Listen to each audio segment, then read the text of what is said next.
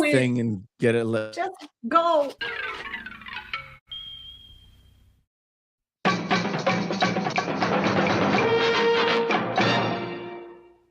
But that's all right. It's me and you. We got a special kind of friendship. I am not your friend. Sure you are. Fishing buddy?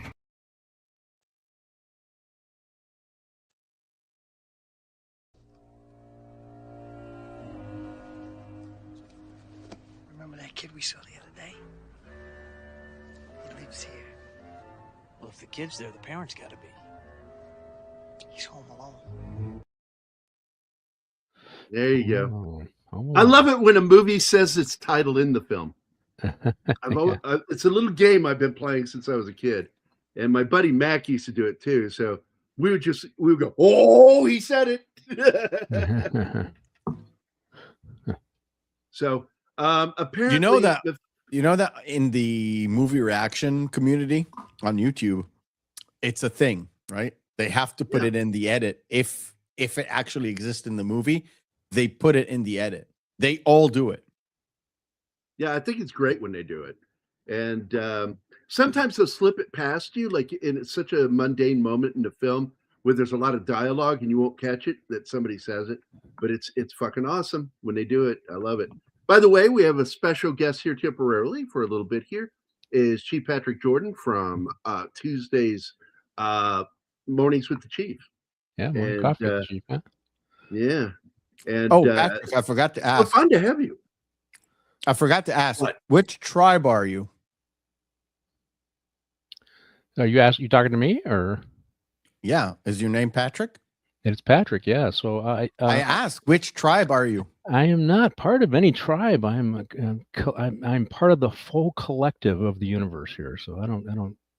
Okay. I could say I'm Irish though. That one works. It says that Chief. I just wanted to know which got tribe. it. Got it. I had to. I missed it. I missed it. That's. You just got to understand. His jokes aren't I was esoteric. in the military too. Mephisto, I know ranks. Yeah. I know ranks. Okay. Mephisto is his own, esoteric thing. It's not his jokes. It's him. He's esoteric. Yeah. Well, the interesting thing about military or police is when you start promoting, you lose your first name.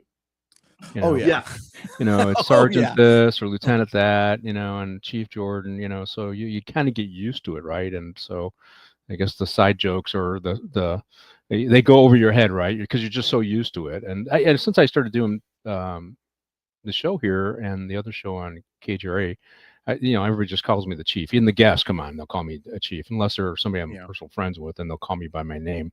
So, but yeah, as soon as you start promoting, you lose your first name. Yeah, it's true. Even without rank, I was called Doc.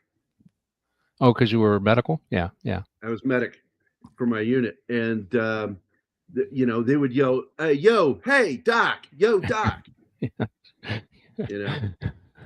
I need that STD shot, Doc. Come and help me, right? I used to call my sergeant by his first call letter, but it wasn't the letter of his name started with a B, but we didn't call him Sergeant B. We call him Sergeant J, because that was his call sign. Yeah. Okay. Yeah, on the radio. We just call him that.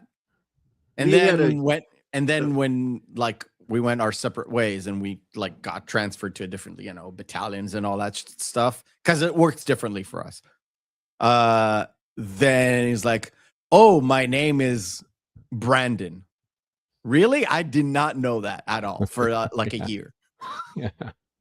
Well, what's interesting too, if you go to retiree things, because a lot of them don't, the higher you go, they don't know your first name. They only know you by your rank. And that's what you get called when you're, and you have to say, okay, I'm retired now. This is my name. So interesting. Yeah. When I was, when I first got to my permanent party station, some of the guys got a little overly familiar with me, thought we were buddies, and I had my own room, and guy walks in, and I heard him walk in behind me, and he goes, hey, yo, kiss him, man. Kiss him. Does this look right? And I turned, and he's got his fucking packer pulled out. and holding it, squeezing it, like, and I'm like, hey, buy a girl a drink first. Get the fuck out of here and come see me in the morning. And no, that's not normal. So the answer to my question, question is definitely Apache. I'm Apache. thinking as an Okay. Apache. All right. Well, what are the Indians? I can't remember the name of the Indians in California. I mean, I'm in California. Well, you now, have the but, Navajo. In California? I don't know. Yeah, I there's a remember there's Hopi Navajo. and Arizona has Hopi, just like California, because we're like right next to each other. And you got Navajo, Hopi, oh my God, what are they called? I know the they're ones who have all the little shops when you go into Arizona. You're part of the whatever, the Confederation of Indians, right? So I was at the Mohawks, all the different names up there that the Northeast. all I know is the Apaches were the tribe that were mostly nomadic, and they raided mostly other tribes. Yeah. So they had that mystique of being the fearless warriors and stuff. So, I blame Joe Rogan for that piece of information. Joe Rogan. Snorty was first here today. So hi, Snorty. You have a video coming. Are you here, Martin? Still, yeah. Okay. Here we go.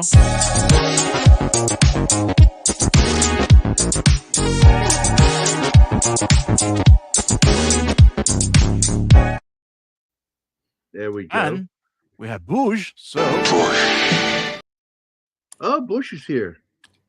I saw him. Well, Anima was there too. We saw him in chat on one of the shows. We got Gambit is here. What's up, buddy? And who else is here? We got Slasher Fred. I don't see it yet. I'm just going through them. Yep, there's Slasher Fred. And yeah, he said okay to my saying Mephisto won't shut up. So blame him for the delay. Fuck you guys. Fuck you guys. I'm going home. Let's see. Sally Forth is here. Yeah. Hi, Sally. And Wade. And Penny. Yeah. Happy look at Friday, that, Penny, guys. Yay. It's another good. And Patrick, of course, is in the chat too. And it's good to see you guys. It's Happy Friday. We made it through another week. Well, at least until midnight tonight. And it's good. It's good. It was a rough week.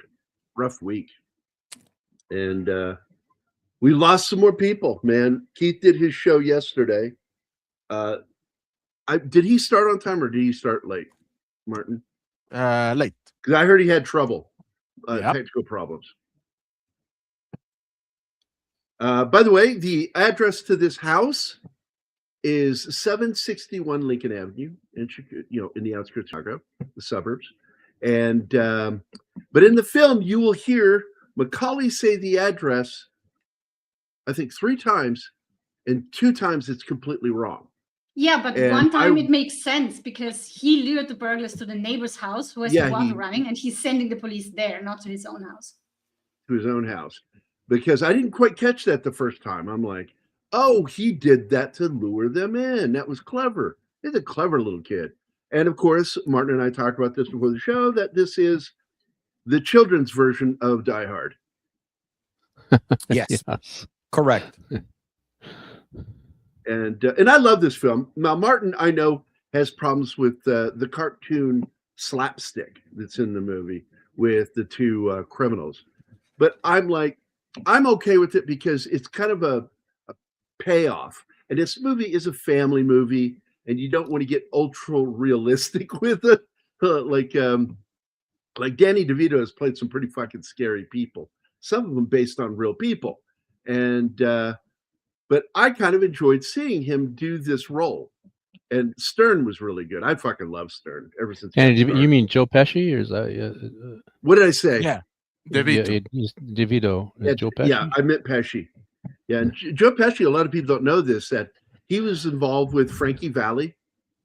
He was part of the music scene of the 60s up there in New Jersey. Wow. And he was a singer and a performer. And he helped them come up with their name. It was Frankie Valli in the Four Seasons, because Four Seasons was the name of the bowling alley that they would often play at. And the guy that plays him in the movie Jersey Boys, man, he reminds me of the real Joe Pesci. I was like, Clint Eastwood did a great job with that movie. I don't know if you guys have ever seen that movie. I would love to cover it sometime. Because I'm a big fan of Frankie Valli, his singing. And I love the story. They did change some things in it where in the movie, he doesn't have as many kids as he had in real life, because he didn't just have the death of one tragic child. He had the death of two tragic deaths of two children. And they felt like when they were making a movie that I think we're not going to pull a Patriot where you have to kill all of his kids before he finally has all the revenge he needs in his heart. Mel Gibson. It's like, man, that was just way too many fucking kids getting killed in that movie. So they decided to not go that direction and just have it be one kid. But those of us who know the history of that story were like, wait, he has another kid that died. You're going to just completely gloss over that. Okay. So Gene Siskel complained that this is a teenage hybrid of Ferris Bueller's Day.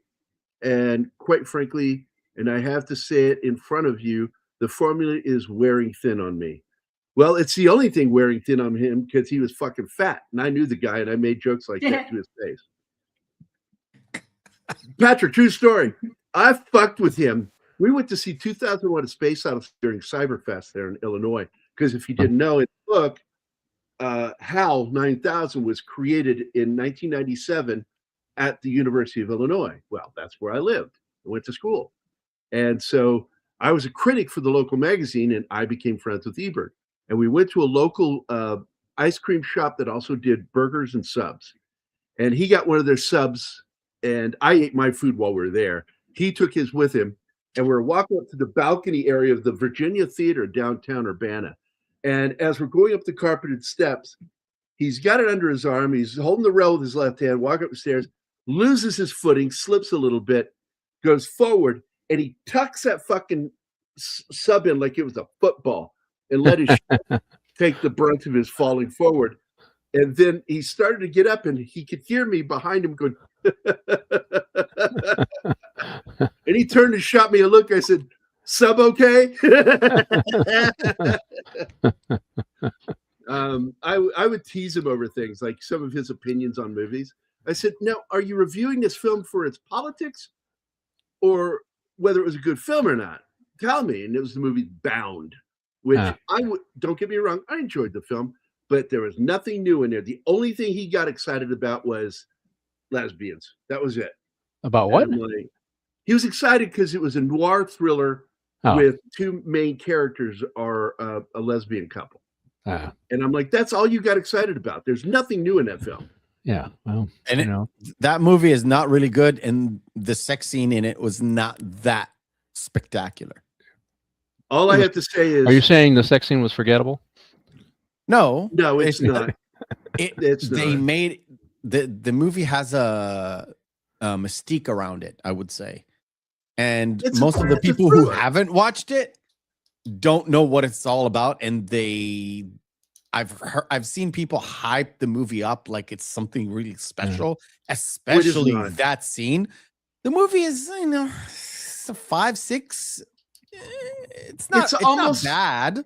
It's not almost like the movie, the original movie, the Postman Always Rings Twice. Oh yes, yeah. And it's got elements in it too from the movie Out of the Past with Robert Mitchum, which is one of my favorite films of all time.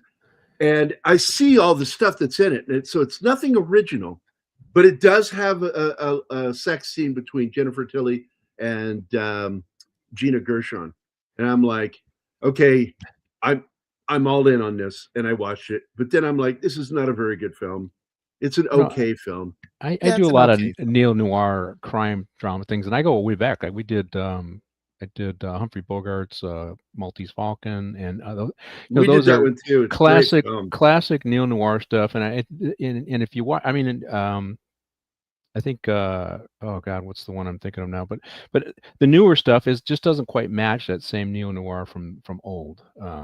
And I think when you think of like Sam Spade and Maltese Falcon and the snappy dialogue that they have in there, it just isn't quite the same as some of the newer stuff that they're putting out that they call neo noir. I mean, that's just my opinion. Because I've done Martin and I have done quite a few neo noir crime dramas. So. Oh yeah.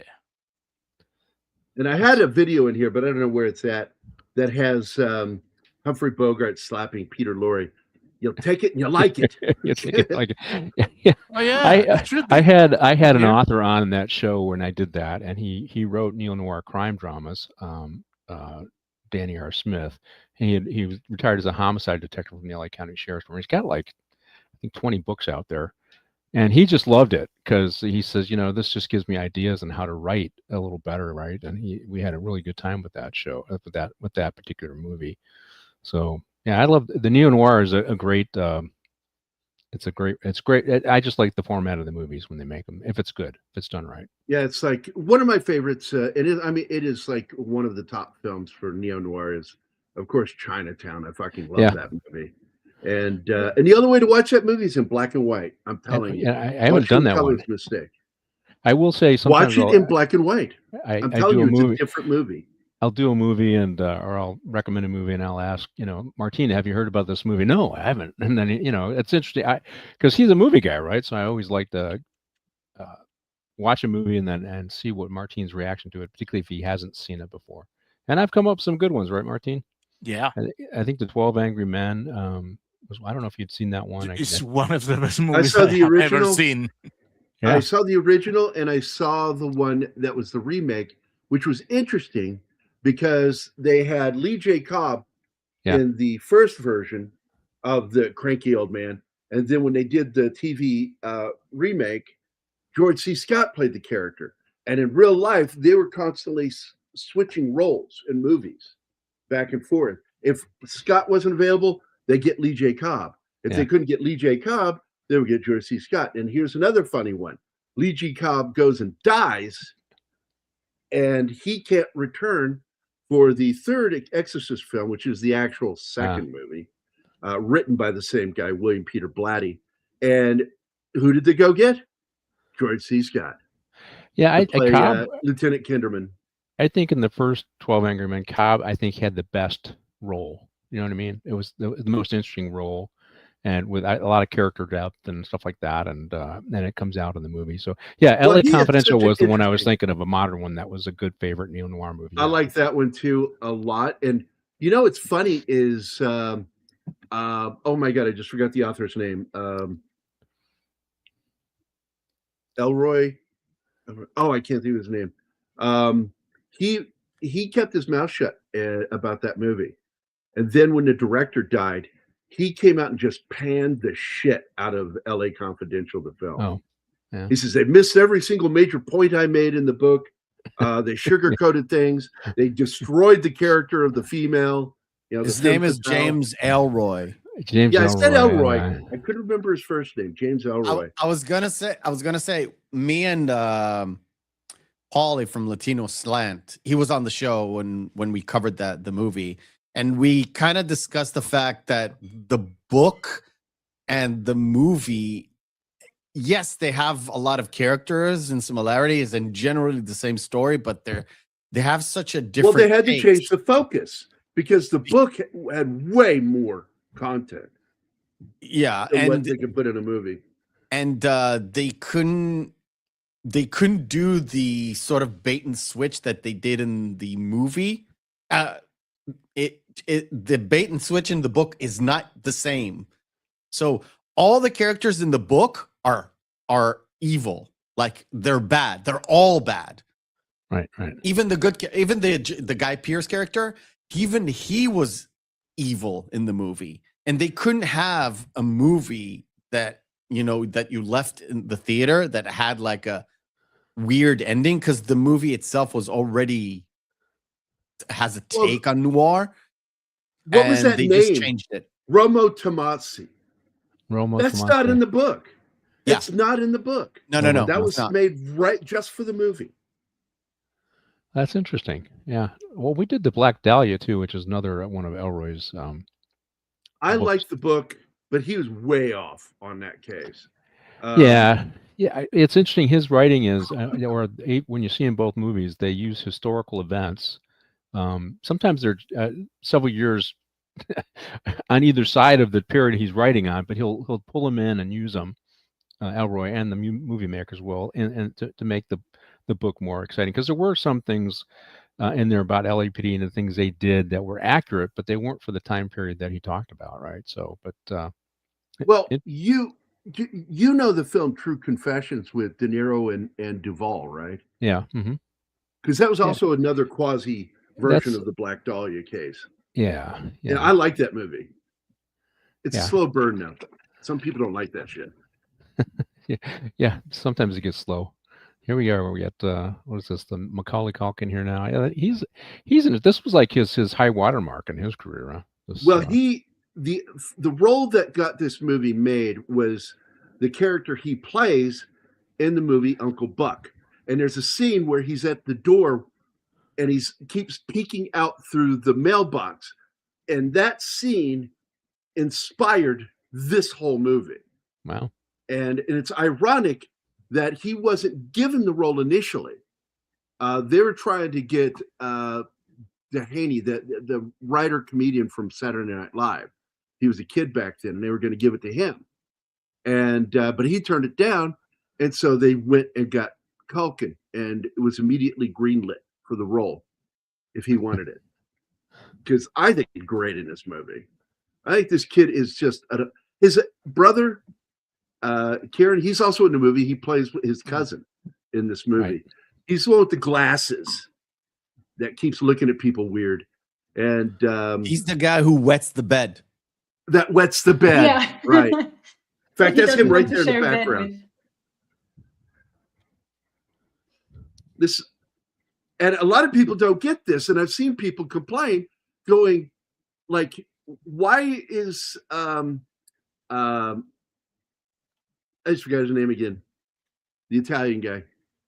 Pesci. Why does he show up as Joe Pesci? Why does he show up as a cop and then later he's a robber? And I'm like, it's the same fucking person, you moron. Yeah, he's casing the houses. Yeah, that's how he stakes out the house.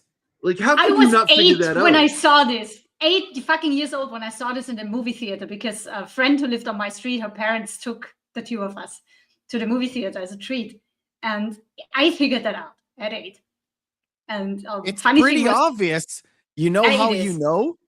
You know how you know? He smiles and the tooth glimmers. That is a telltale sign of a Looney Tunes That's how Kevin cartoon. figures it out. Yeah. This is that Looney Tunes cartoon villain. Yes, that's true. That's very true.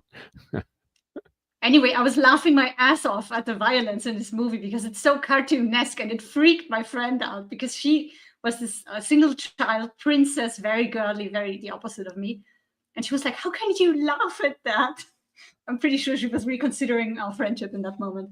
It's almost slapstick-ish, so that's... It is absolutely slapstick. It's cartoon slapstick in particular. And like, people don't die when they should. Yeah. Yeah. That's what it becomes cartoon. Yeah, that's the road run, right? Yeah. Yeah.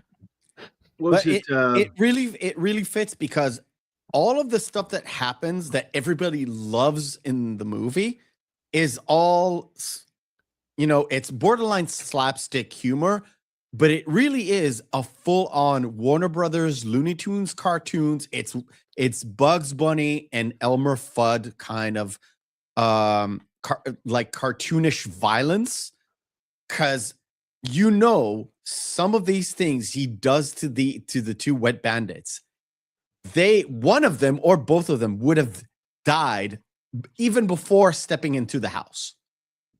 Yeah, it's just amazing, and that's why I saw Bush say it's two crazy guys getting killed by a little psychopath. That term psychopath has been uttered by my good friend All My Feelings. Every time I bring up that movie, every single time he says a psychopath, and I keep telling him it's not. unless you're willing to call Bugs Bunny a psychopath. And it's not. Bugs Bunny is a psychopath. He's also a cross-dresser, is. for God's sakes. I could tell you from experience, burglars normally want an easy mark. So if they got somebody that's causing problems, they're probably out of there to the next location. So, but not our terrible two here. The Wet Bandits. Well, one of them thinks it's a good idea to have their trademark of leaving the faucet on and clogging the sink so it overflows. I mean, how stupid can you be?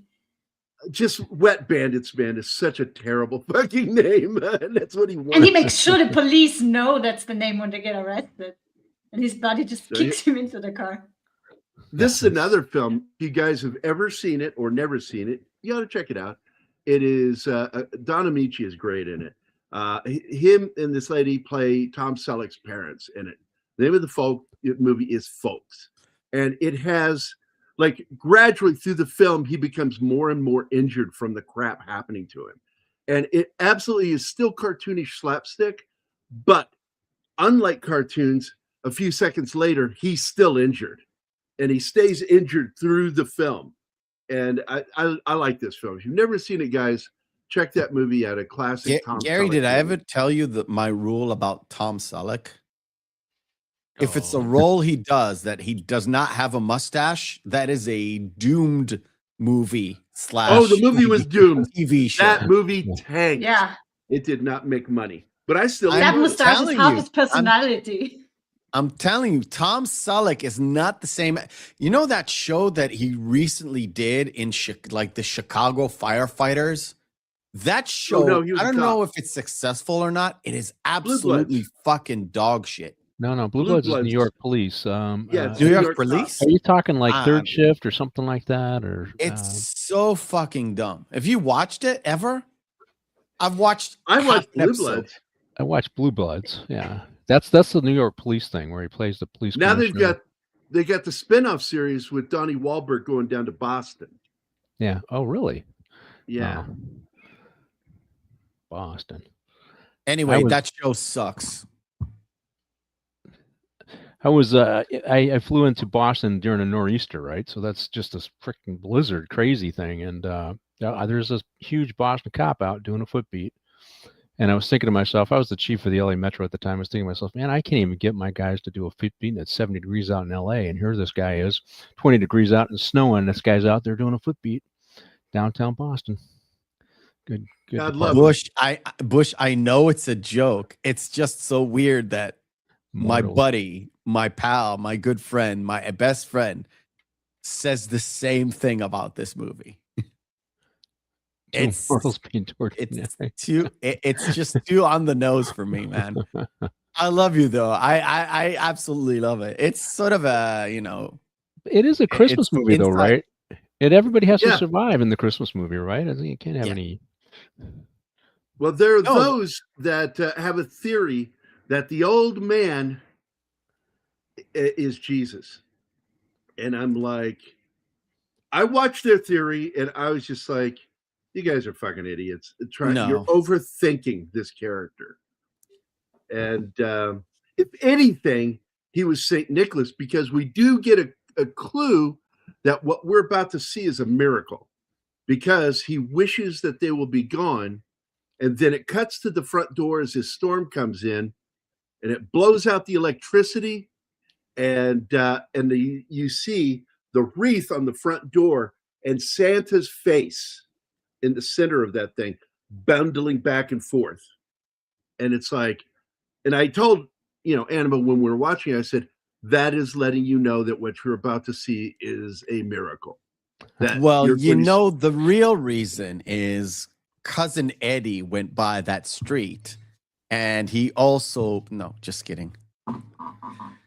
It's an inside baseball joke about Christmas Vacation. It's the same. It's not only the same city. We are going to do that one. It's the same. We're going to do that one. I'm trying to tell you, Matt, we are going to do that film. Just so you know. Okay. Cool. It's my favorite of the vacation movies, to be honest. So we have to do It's it on the a Friday. best one.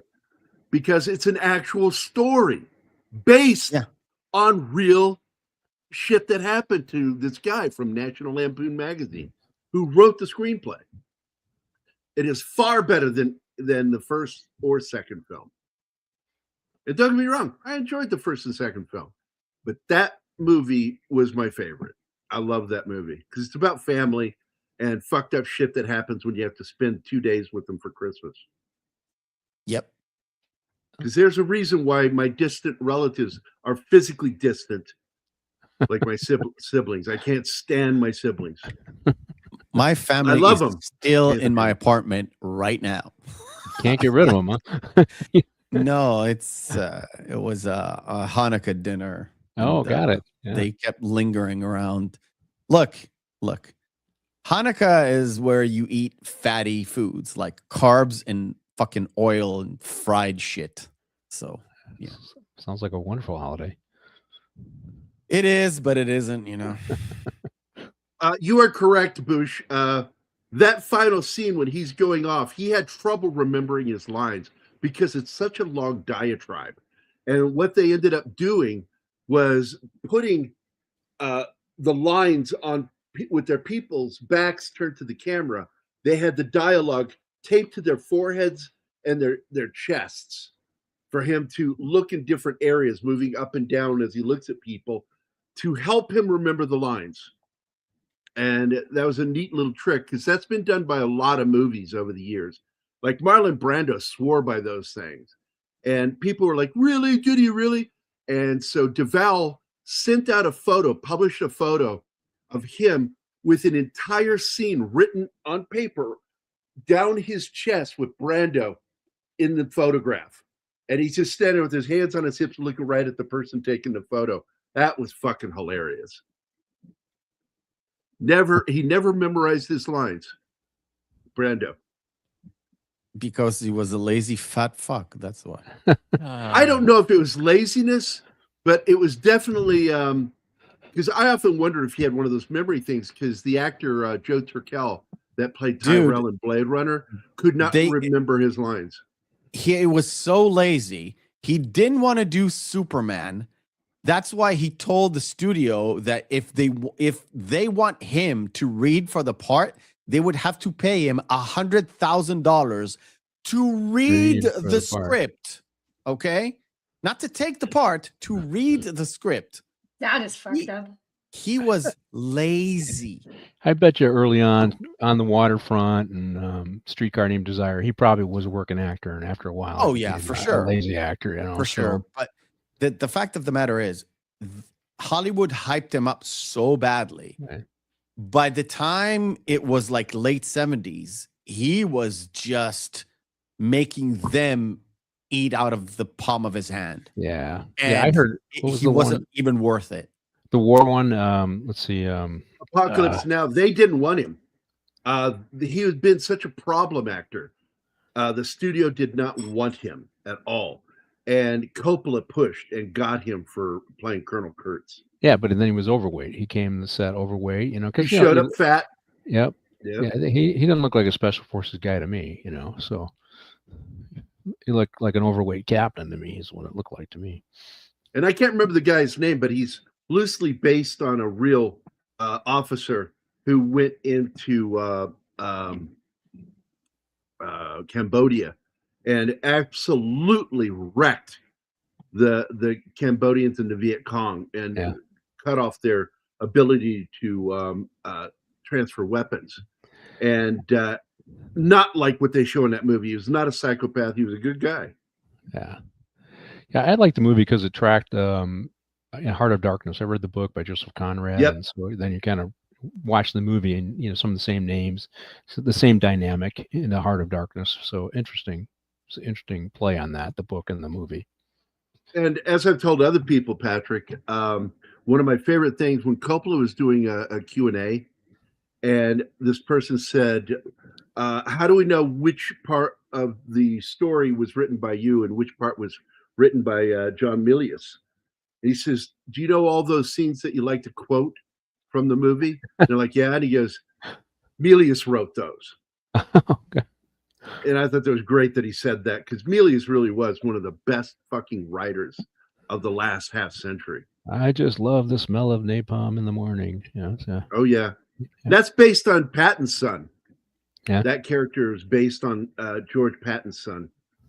And that guy was like that. For the longest time, one of my favorite characters on film was John Goodman's character in The Big Lebowski. Yeah. And he said, that's Milius. John Milius to a T.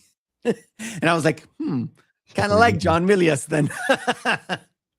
I would not want to be his friend, but it would be very entertaining. I would get along with that guy. Yeah, he seems like would a have loved shitty friend to me, but I would love to be around him. Yeah, you see that comment? Catherine O'Hara and John Candy are reunited. Yeah, I was wondering. I couldn't remember where Catherine O'Hara came from, and then SCTV. Thanks for the tip. Yeah, SCTV. Yeah, which is to not what it watch used to be, but I was 12 years old when they started that show on TV, and I was hooked on John Candy from the first episode. Yeah. But oh my God, the first time I saw Catherine O'Hara, I got the biggest crush on her.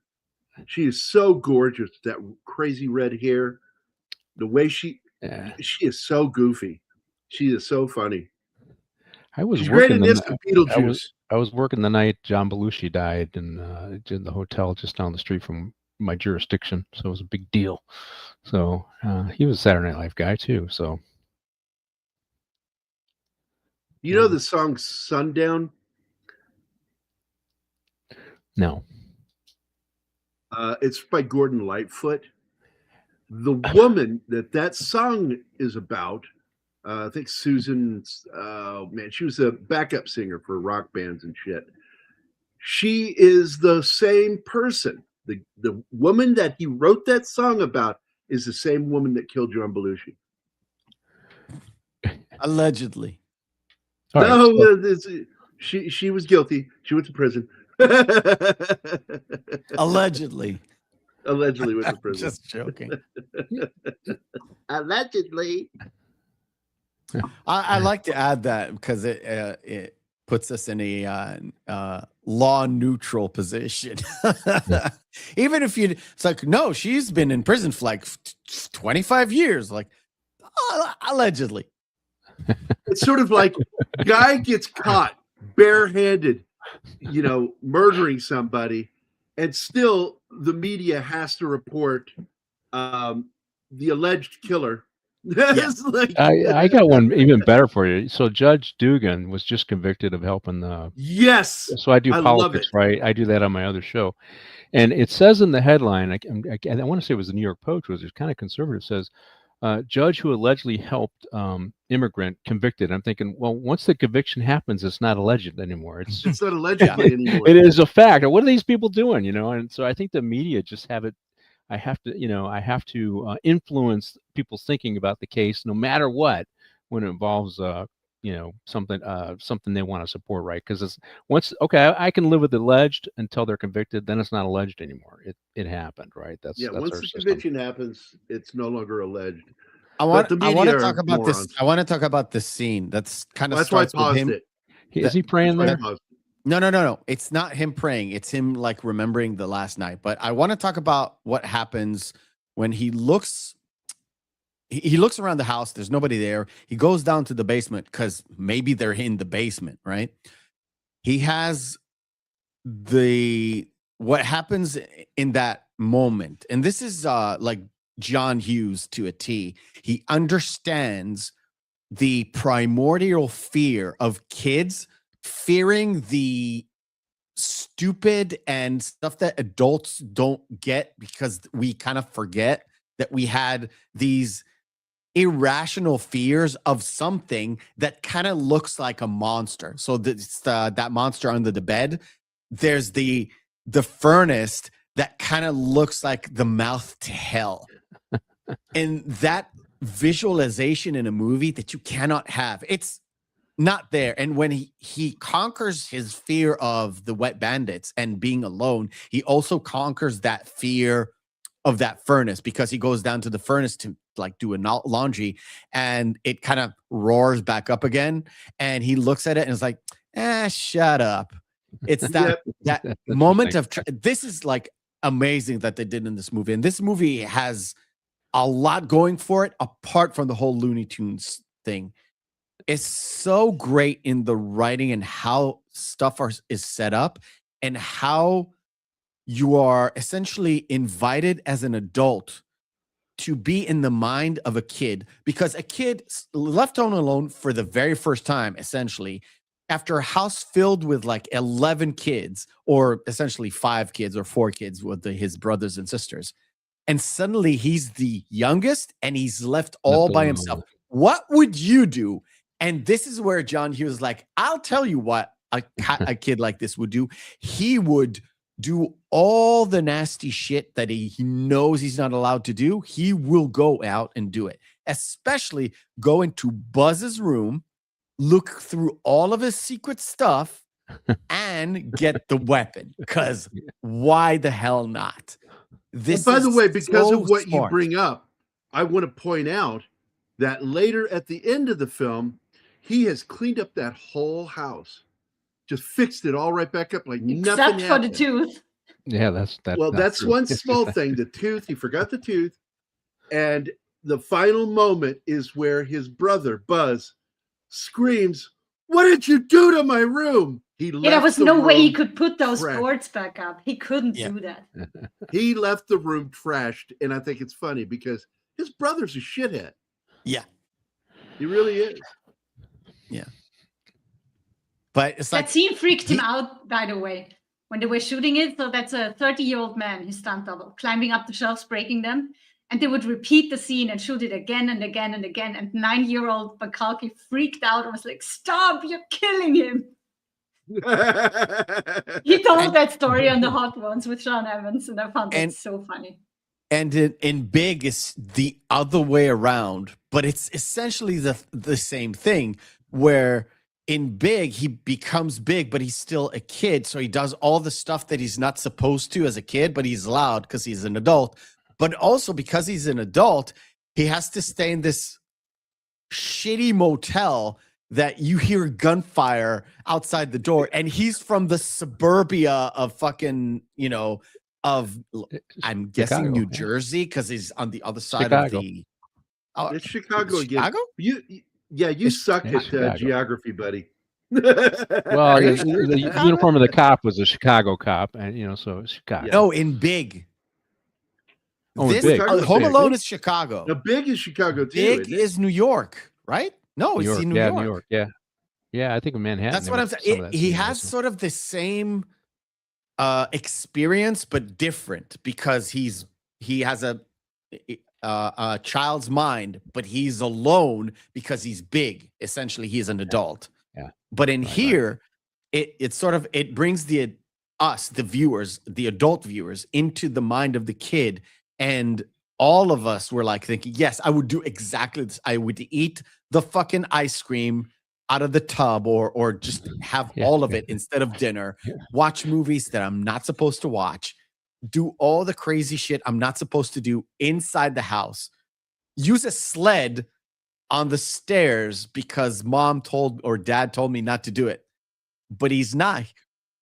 He thinks they just poofed out of existence. Is this the scene you just mentioned? This is exactly that scene. Oh, the stunt double that did the trick, he was injured, like badly injured, but really not because of the snow. They just crashed into something, and he I think he dislocated shoulder. I have to look at my notes, but I think he dislocated a shoulder, and it's a 2-take thing. One that he goes down the stairs, and the other that they fling him out as if he got out of the front door.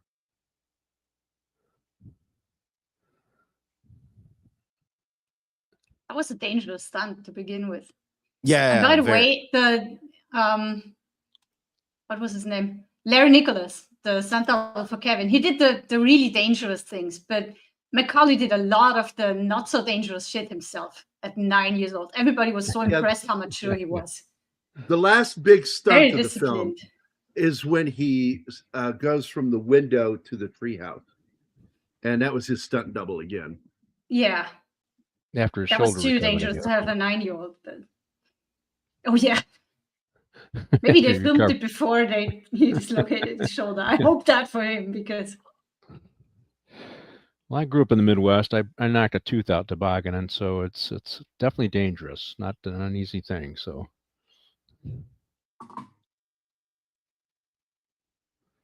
In the Home Alone Special Edition DVD, there is a full long special feature of the fake gangsters movie. Yeah, I like that. I like shit like that. They've done it with so many films, including Matinee, where there's a movie called Mant about a guy who becomes half human, half ant, and they shot an entire little short film that was supposed to be played out through the length of the film of the feature film that the kids are watching. Oh yeah, the Grinch. We got the Grinch. You're a mean one. I've And actually by the way, seen the that guy that did that cartoon when I was voice a is kid. the guy who did the voice of that is Tony the Tiger from really? Serial. Yeah. They also, I mean, fucking Boris Karloff, man, as the Grinch. Yeah. Speaking of the Grinch, I forgot to dress appropriately. We're close Oh. enough now. Well, I'll put my Christmas Gary up. Hold on, here we go. There he is with a pipe. From this angle, it kind of looks like you have a pen in your mouth, not a pipe. That's what I thought when I saw it for the first time. But then he put it on the screen in big and not the tiny little avatar. And you see it's a pipe. And it's Yeah, pretty. I see it. Yeah. So how old were you when you did that one in that picture, Gary? I was 35. Okay. All that hair, I'd have stopped you. You know that? I had short, spiky hair in the 80s, and then I joined the military. And once I went IRR, I let my hair grow out, and it got really long. And then some asshole called me a hippie, and I'm like, man, I am really close to punching you in the throat. Call me a hippie. Well, where I worked, there was a sucks. lot of sex, drugs, and rock and roll, and all the long hairs had the drugs. So found a reason to stop them. Now, this scene where she gets this phone from this woman is so fucking funny. It's like she has no idea what that woman's doing on that phone call.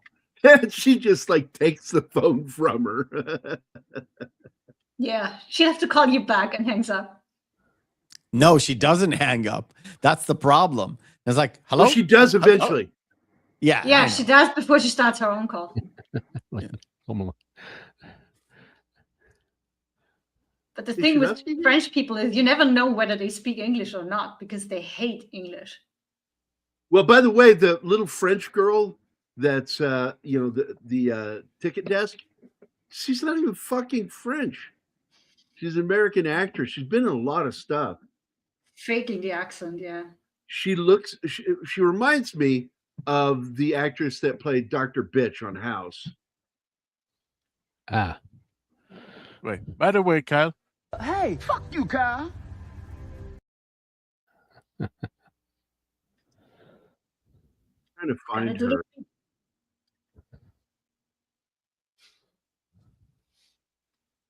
and we have Bangman. Hi, Venkman's girl. This is so fucked up when nobody cares that a 9-year-old is home alone and the parents are overseas. They're just transferring him between police and the family service and then back to the police.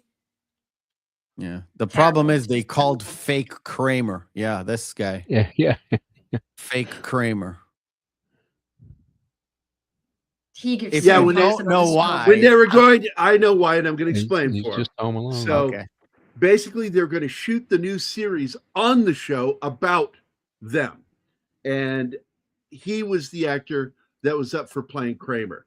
And Kramer wanted the role. He says, who's better to play Kramer than Kramer?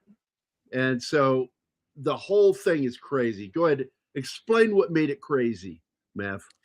The crazy part is the fake Kramer, this actor who's on Home Alone, who plays Kramer on the fake Seinfeld show within the real Seinfeld show, was up for the role of Kramer before In Michael the beginning. Richards. Yeah, That's right. before Michael Richards. And I love the fact that it's Jeremy Piven playing George Costanza. Oh, I love that too. It's fucking great. And if That's- you rewatch the show, he is still Ari Gold. Still. Well, he is in real life. Yeah. Hope Davis is the actress that played the French ticket desk girl at the airport. And she is been in a lot of shit. One of my favorite films is About Schmidt. I love that movie. I don't know how many people have even seen that movie, but it was one of Nicholson's. I've seen it more than once. I fucking love that movie. It's a weird movie. It's one of those movies where finally Jack Nicholson does not play Jack Nicholson in a movie. That's right. He's a whole different kind of character. He plays a character because he's definitely Jack in Chinatown. He's definitely Jack in One Flew Over the Cuckoo's Nest. He's definitely Jack in As Good as It Gets. In About Schmidt, there are Jews at my table. Yes. But in About Schmidt, he is not Jack Nicholson. Nope. He's basically Jack Nicholson if Jack Nicholson had OCD. That's what he was in that movie. But in About Schmidt, I have never seen Nicholson do what do you refer to it as? Depressed. Deer in headlights. Deer in headlights. No, depressed. No. Yep. He's full on depression mode, which is He weird is, because but- you never see that in any other movie. Also, you've never seen him do Deer in headlights because he does it a few times in the film when he's caught off guard. And the single best caught off guard moment is when she climbs into the hot tub with him. Fuck yeah. And that look Kathy on Bates- his face. If she would have climbed in with a 10-pound sledgehammer, that would have been hilarious. That was so awkward. And God love her for having the fucking balls to get naked at her age. And she did it. I agree. I totally agree. She climbs in that tub. Clearly, she has the hots for him. And he clearly does not. For her. It's not reciprocated. And he's so freaked out. I love that movie, man. I laugh so hard. And you know the thing that made me choke up at the end? He's ready to tell everybody off. And then he just tells his daughter how important she is and how happy he is that she's found someone that he can't stand. But he doesn't make it about himself. About Schmidt. He doesn't make it about Schmidt. He makes it about his daughter. And that blew my mind. I love that.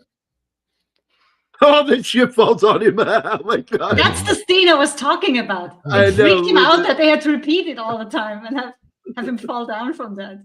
He was so worried. And the fucking this was the bane of Anima's existence. Watching this movie. I have Every one time problem. it cut to that fucking tarantula. Yep.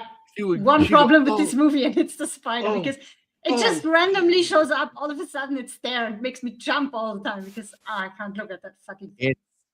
It's the smoking gun. It's it's what's his not Pavlov. It's whatever. You know what I'm talking about. Pavlov's dog. No, it's the thing that you show in the first act that gets implemented in the third act. What's it called? Yeah. Oh, fuck. I forget the name of that. But I know what you're talking about because I explained that to Anima that you don't even get to see that spider much. It's not until the third act that he comes into purpose for the story. It's there somewhat, like it's there when he sets up all the traps. There's that montage where he sets up all the traps. It's there, and it appears like 4 times in the movie, or essentially after he breaks everything down and the spider escapes, it appears 3 or 4 more times here and there for split seconds, and then it appears when it's needed to be there, where he just picks it, It up is and a puts literal it on device. Daniel Stern's face. It is a literal plot device. It's, by the way, that was a real spider. It had no fangs. It defanged him, and they did put it on his face for a split second. Okay, Daniel Stern. Thank you for beat up. nightmares, Mephisto. I didn't need to know that. Fuck you. Yeah. This is one of the things. Okay, right here. I'm going to go back to the thing, but anyway, this is part of the thing that says this theory that this guy's Jesus is because he has slaps his hand down here, and he's got blood on both sides of his hand. And on both hands. then it's one hand. It's not. I think it was just one hand. He means the spike through the hand when he was crucified. Yeah. Right, and it's only one hand that we see, only this hand, and you see it here with the blood on both sides, and then again later when he shakes his hand at church, it shows he's wearing a Band-Aid on the back of his hand, even though we know that whatever this was also was bloody on the other side. So that was a reference they're saying is a reference to Jesus. And I'm like, look, man, I'm going along for the ride on your video, but I don't think that's really what's going on here at all. I don't think he's a representation of Jesus. But it is interesting why he had that injury, because they never show how he got it. He couldn't be Jesus. He couldn't even be Santa Claus, because his whole point was he was estranged from his family. He had a son and a granddaughter. Jesus didn't have sons and granddaughters. It doesn't fit in certain. It fits in one area, but it doesn't fit in other area. That's why that whole theory is wrong. Also, there's another one too, because part of their theory had one of the wackiest parts right here. When he's in the church and he gets up and walks over to the kid, the song that's playing, says the line right when he stands next to him, "Kneel before the Lord." And he said, and of course, he's standing over him right now, looking down at him like he's kneeling. And I'm like, he's not kneeling, he's sitting. Like, your theory is really weird. You're really reaching for shit. By the way, this kid yelling "shoplifter" fucking killed me. And then looks over at the cop. He does it when he looks at the cop and goes, "Shoplifter!" Somebody stop him. And I fucking love this scene. The kid running. They let Mac improvise, by the way. And when he says the line, "Because you're a stranger," that came from him. That was not in the script. That just came out of him, and they kept it. And I love how he hides in the manger from the cop. And by the way, I grew up, the word cop was not disrespectful. And I've always wondered what you thought of it. That's John Candy. All right. Oh, no, that's not John Candy. John Candy's later. Who's that? Who was that? Yeah, who played that part? I don't know. He Who looked that like was. him. Cop. No, it's it just it's we don't see it. I don't see it as derogative. I mean, I use it myself. And as I remember, it was a short for something. Oh, I can't remember it. Courage. They had an acronym for it. I can't think of what it is now. But no, actually, I heard the term came from copper. Come and get me, copper. Yeah, copper. Guys wearing copper buttons. That's so. Come and get me, copper was coppers in New York, or a lot of the back east wore copper buttons. So that's where that came from. Come and get me, copper. And so that's what I heard. I mean, I wasn't around in the 1920s. I don't know that for sure, but that's the lore behind that. And here's one I just read that says it originates from the verb cop, meaning to seize, catch, or capture, which dates back to the 18th century. So I've never heard that one before. Never heard that before. I've heard copper and all of that stuff. And somebody had told me when I was a kid, I think I was in middle school, said it was an acronym. Yeah, I probably adopted some kind of acronym to the word cop, but yeah. And then Snorty says copper badges, I think. Yeah, it could be. Come and give me But I've company. always, it's like my dad. If I never told you this, my dad was a cop, and he had one of those Audie Murphy moments when he was checking out a house with his partner. Partner went around one way, he went the other way, and he went up to the second floor of this. Part was connected to an industrial building. When he went through the hallway, there was a mirror. And he turned the corner and saw his flashlight shining at him. And he says, I cocked my hammer back and almost fired. Yeah. And it was so, and then I realized how stupid I was. And I was so grateful I didn't shoot, because I would have had to written a report on that. Yeah. I responded to a burglary call, and there was a real life mannequin looking thing in this clothing store, and they thought it was a burglar, and so did the original deputy that arrived on the scene. Oh, there's somebody in the house. There's somebody in there, and and it's a mannequin. So yeah. Now this is. Go ahead. Oh, go ahead.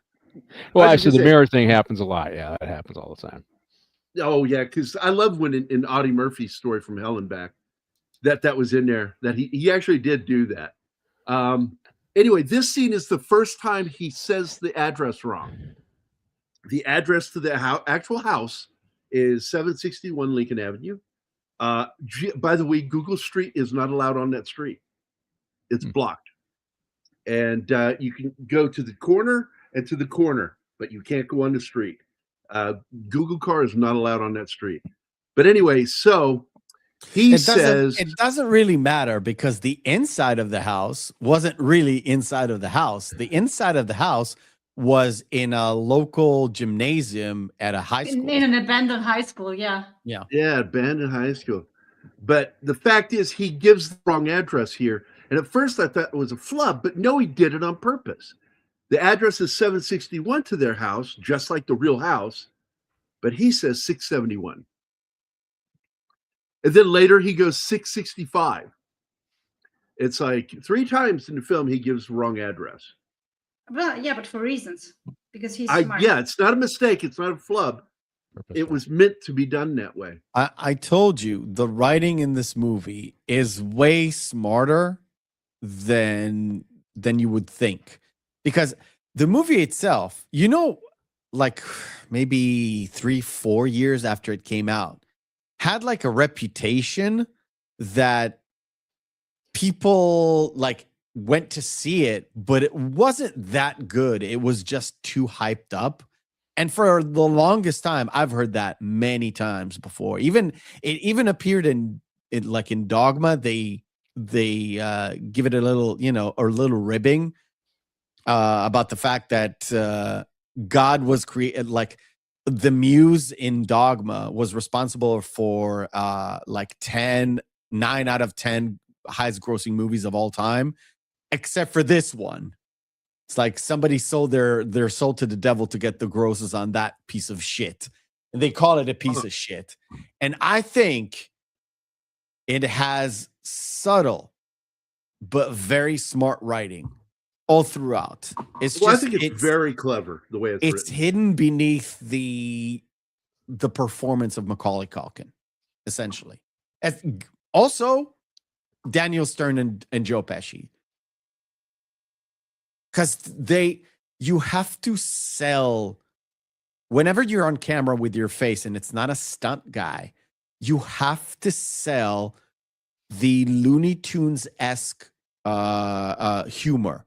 So right, it's like Wile E. Coyote. You have to see him after the explosion blows up in his face, because his reaction is like 90% of the comedy is his reaction to him failing. That's the performances, not the writing. But up until it goes into like full-on cartoony mode, then everything is down to the stuff that was written on the page and then performed with a little bit of ad-libs. By the way, seeing the image of Jimmy Stewart there just now, has anybody seen the new trailer for the Jimmy Stewart movie? No. Called Jimmy. Oh my God, it's good. That trailer, if it's as good, if the movie's as good as the trailer, I hope it gets an Oscar, because this guy's doing a really pretty much straight on impression of Jimmy Stewart, but not overdoing it. And he's playing a young Jimmy Stewart going to war, leaving Hollywood and going to war. And because two guys in particular, Clark Gable and Jimmy Stewart, both joined the Army Air Corps.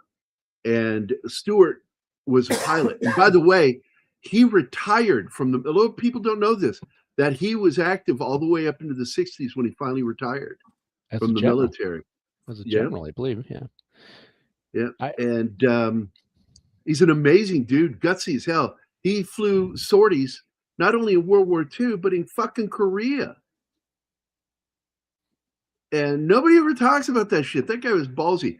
Now, Clark Gable, on the other hand, had just lost Carol Lombard, and he wanted to kill Japanese in particular, is what he wanted to kill.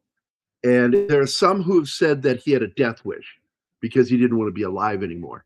And so what did he volunteer for? Waist gunner on a bomber. Isn't like the highest mortality rate for those guys? Yeah, bombers were. Well, Yeah. Waist gunners, over Europe, waist gunners and tail gunners were the most killed on the bombers. And Yeah. you would think the ball turret, you know, the one that lays in the belly of the fucking thing, would have the high. No, waist gunners got smoked all the time because that's a part of the plane that most of the fighters were aiming for. When it, right center mass of that plane is the waist gunner, and he wanted that, man. And but it started to show on him. The post-traumatic stress started showing him, because like they finished one mission and they got off the plane, and one of the guys looked over and he saw Clark Gable. He had a cup of coffee in his hand, and all the coffee was spraying out of the fucking cup. He was trying to drink out of it because his hands were shaking so bad.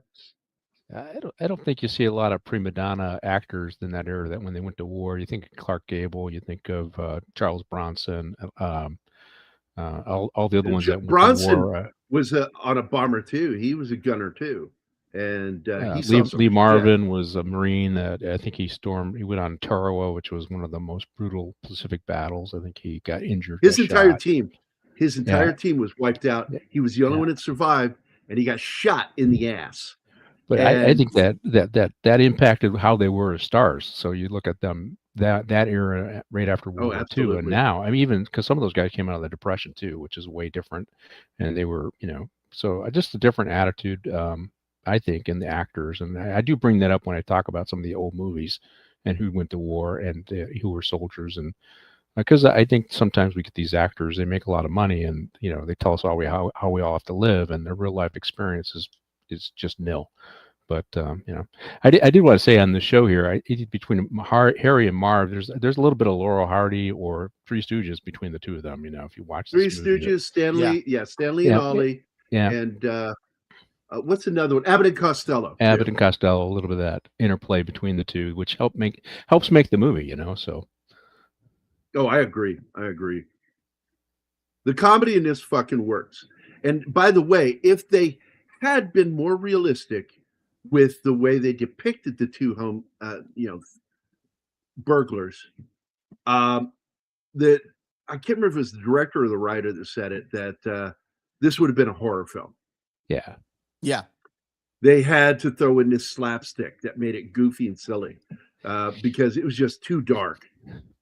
Well, you're doing it for Christmas too. They wanted this to be picked up and syndicated for Christmas season every year for the next, 40 years, right? So I don't think they thought that far. I think they were trying to do I think they were just trying to do a workable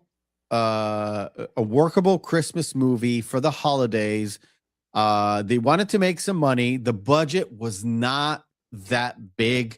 They wanted another Uncle Buck, because Uncle Buck made a bunch of money on home video, not on syndication, not box office. Box office, it did okay. I think it did fairly well, but it did gangbusters in home video. This was the late 80s, early 90s. It's like the highlight of the rentals. And it was for a very long time. But it's one of those revenue streams that Hollywood began to think about when they sold it to studios, or at least the small production companies. And they thought, well, we got John Hughes. It's a sellable thing. Chris Columbus loves to work with John Hughes. He's a director that understands this family holiday thing. He understands a little bit of, a dark humor, a little bit of comedy. We've got this in the bag, just as long as we don't go crazy with the budget. That's their way of thinking. And then when this did phenomenal, it was in theaters for a long time. And once it went out of theaters, 2-3 months later, it was already in home video, and it just killed it. This movie did just to let you know, because I want to get into this. The film was made on an $18 million budget. Okay. And that was kind of low. I mean, Blade Runner was shot 10 years earlier on an $18 million budget. And by the time they made, and it's considered an indie budget if it's under 20. Yeah. And so this was shot on $18 million. By the way, I fucking did that as a kid. And I totally empathize with that moment in that movie, man. Yeah, that shit burns. But the big thing is, though, it earned at the box office $479 million. That is just the box office. Remember, that's just the box office. Home video did so much money. Killed it. This thing killed it in the theater and knocked it out of the park. They were already complete profit by the second week of this movie in the theater. They were pure profit. And you know what? Somebody needs to tell this character, stop being a nosy bitch. It's none of your business. Yeah. I went to the grocery store as a kid all the time with my brother Mike to get stuff for the house or get booze and cigarettes for my dad. Oh. They would sell it to us. We went there on our own. We had a list, Yeah. And man, oh man, fucking back in the 70s, going to the corner market, buying smokes and booze for my dad. So this is not fucking weird. She's just being a busybody Karen. Not like the kid tells her, I don't know you. You're a stranger. Can't talk to you. And always double bag. Well, he's just a kid. If he would have done more than one supermarket run, he would have known to double bag. Yeah. Double bag when you get stuff with edges. He knows. This is that bit where I told you he goes down sort of the second time that we see him there. And he encounters that furnace again with the imagination, the kid's imagination of like giving our personification for inanimate objects. And then he's at the point where he conquered his fears because he saw the movie that got him scared, but then he uses the movie to scare off the pizza guy, right? Yep. It's where he conquers his fears. He's like, shut up. And it, shuts down. This is that moment where you knew he could have handled those two guys, regardless of what actually happened. But yeah. He uses that furnace to heat up the hook that he puts on the door. So the furnace becomes an ally. Yep. So, and I love how he's pranking the pizza guy and then figuring out that he can use that against the burglars too. Yeah. Because I think with the pizza guy, he was just fucking around. Because he is a shithead. I mean, we need a breach. Somebody breach. Somebody breach. We need a breach, people. Yeah, we need a breach, guys. Somebody give me a breach. We got a special video that needs to go right now. Wait, if you can hear us, this is your moment. This is where you win the war. This is the day you can take Al Capone down with the IRS, for God's sakes. So dramatic, Gary. I like the way this kid acts, man. He's got this, like, he's got a little shithead look to him, but at the same time, he's got like the most innocent face, and he's fucking angelic. drugging out all around this time. Yeah. He had a horrible family, except his brother. His brother's nice. Well, Kira? did you ever Yeah. see the movie Party Animal, in which he plays one of the party going to Studio 51? That was Right. That was a dreadful movie. Oh my God! I mean, it was based on a true life story. Well, in real life, in the previous film, Uncle Buck, John Candy was apparently tuning in on shit between Macaulay and his dad. And Macaulay talked about it, that he walked up for no reason. Walked up and goes, "Everything okay here? You guys okay?" Because he didn't like the way his dad was acting. Oh, And that's in the movie The John Candy I Like Me documentary.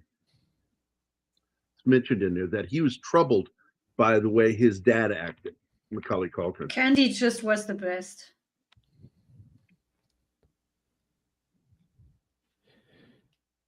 yeah. I think Yeah. these kids who get into the acting in the Hollywood, there's so many hazards for them. You know, it's the whole scene and drugs and everything. And look what happened to Reiner's family. You know, there's just so much drugs through Hollywood. Oh my God. It's so permissive. You know, and yeah. And I heard a little bit more about what went on at the party, the way he was walking up to people. And one of them was a international tennis champion, I think. The champion was it tennis? I think it was tennis. And he's like, "Are you known for something? Are you famous?" She's, "I don't know. I play tennis. Are you good?" And the guy that overheard this conversation was one being interviewed. And he goes, "I'm like, is she good? She's a world champion. Like, what is up with him? He was acting so fucking weird." That was on Megyn Kelly's show. She did an interview. Some of these people that saw his behavior at Conan O'Brien's party. But let me go through some of these starred comments here. So we've got, is this movie where the kid shoots Grouper off the Nakatomi Tower? No. Oh, it's not? I thought it was. It wasn't? Isn't that It's Die the Hard? kids version. Kids Oh, the version. kid of it. version. Yeah. Okay, all right. I didn't know that. Children. There he is. That's John Candy in the yellow. Home Alone. Two immortals are tortured by a psychopath. Let Yeah. me tell you what I refer to this as. Home Alone, or There's How John I Learned Candy. to Stop Being a Pain in the Ass. Because that's what happens. He changes. He grows up and stops being a little ass. Slasher Fred. I don't know if you ever read the novelization Home Alone, but it reveals that the full names of Harry and Marv are Harry Lime and Marv Merchants. Now, Harry Lime, I know that name. That's from the movie The Third Man. Is Marv Merchants the other character? Or Orson Welles played Harry Lime. Anybody? Third Man? Nope. Haven't seen it. Nope. Oh, well, I know I that. hate to admit it because that's my city what it plays in, but I still haven't seen The Third Man. It's embarrassing. We are going to do it because I love that movie. Let's see. With Brenda Lee's Rocking Around the Christmas Tree, I like that scene too. And by the way, I didn't know that was Brenda Lee. I thought that was Wayne Newton when he was a kid doing that song. Her voice sounds just like his, which is weird.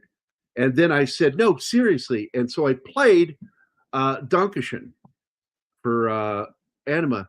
And she goes, oh my God, he really does sound like a girl. And I went, yeah. My dad told me it was a boy, and I didn't believe him. Like, boys don't sound like that. Do you know the story about this whole scene and the few other scenes that he did? Well, with this was created just for John Candy to be in the movie.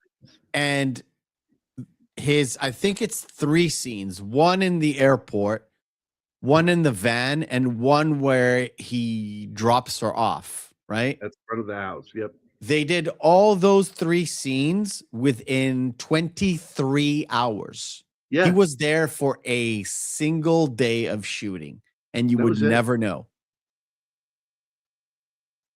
Now, I like this one. Snorty says, according to 12 O'Clock High TV series, the most KIAs were the co-pilots. It seems they were killed in over half the episodes. I love the movie 12 O'Clock High. Is a great movie. If you ever see it, Gregory Peck, good film. Awesome movie. And by the way, Gregory Peck, as I remember, was 4F. He didn't serve. So Gary's asking for packages to be left at the back door. You got it. You did it. Thank All you, right, Venkman's girl. Do it now. Do it now. Wrong studio. Got to go to Matinee studio. There we go. Oh, everything got fucked up. That's nice. Martin, can you please fix that? There you go. There we go. All right. And here it is. And you got to watch and pay attention because this is a backdoor reference.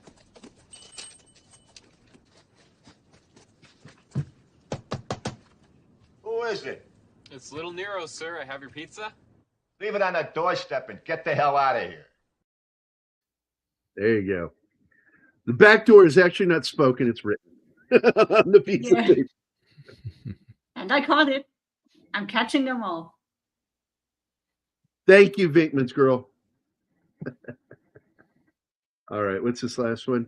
I have my head canon that Kevin grew up to become Jigsaw.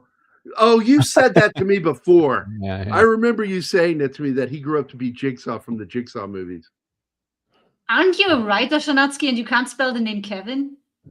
Just let it alone. He's very sensitive about his terrible grammar.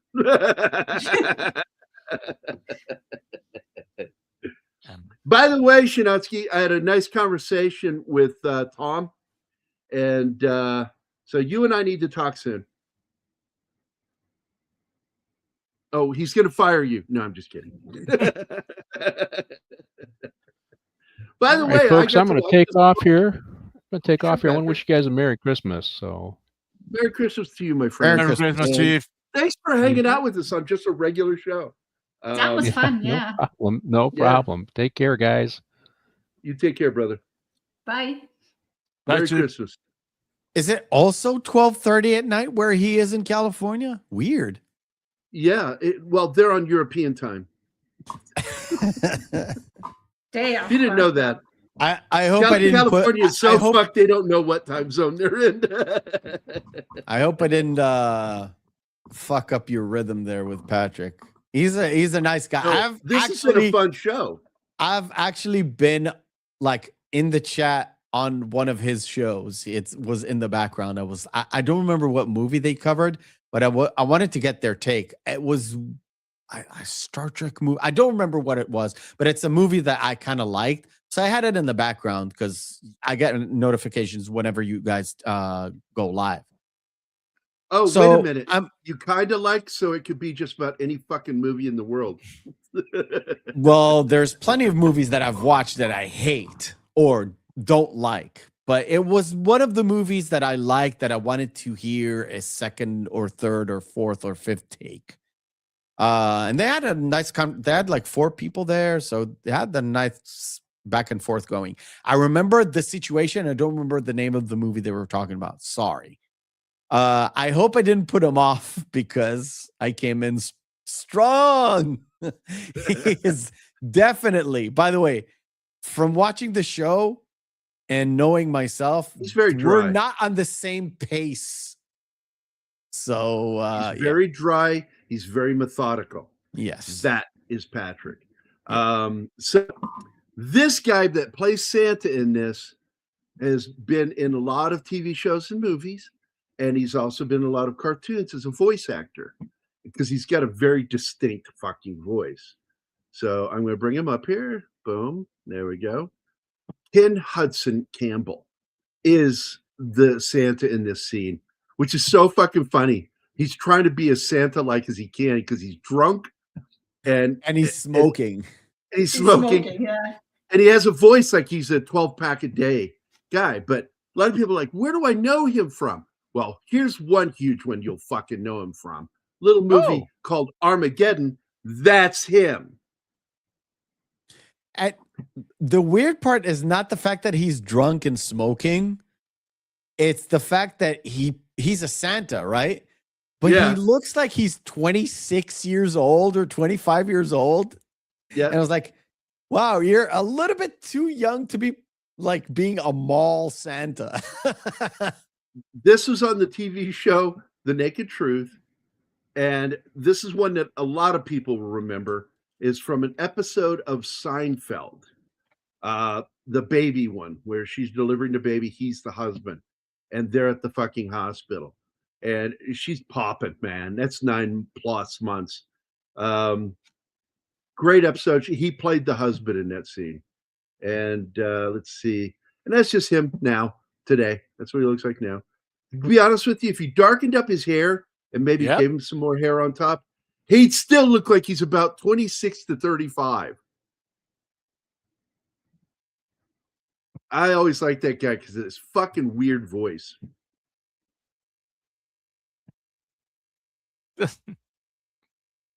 The funniest part of this isn't the Tic Tacs or anything he says.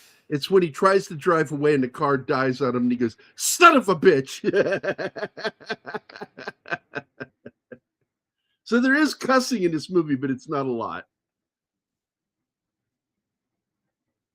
I never thought son of a bitch was that much of a cuss word.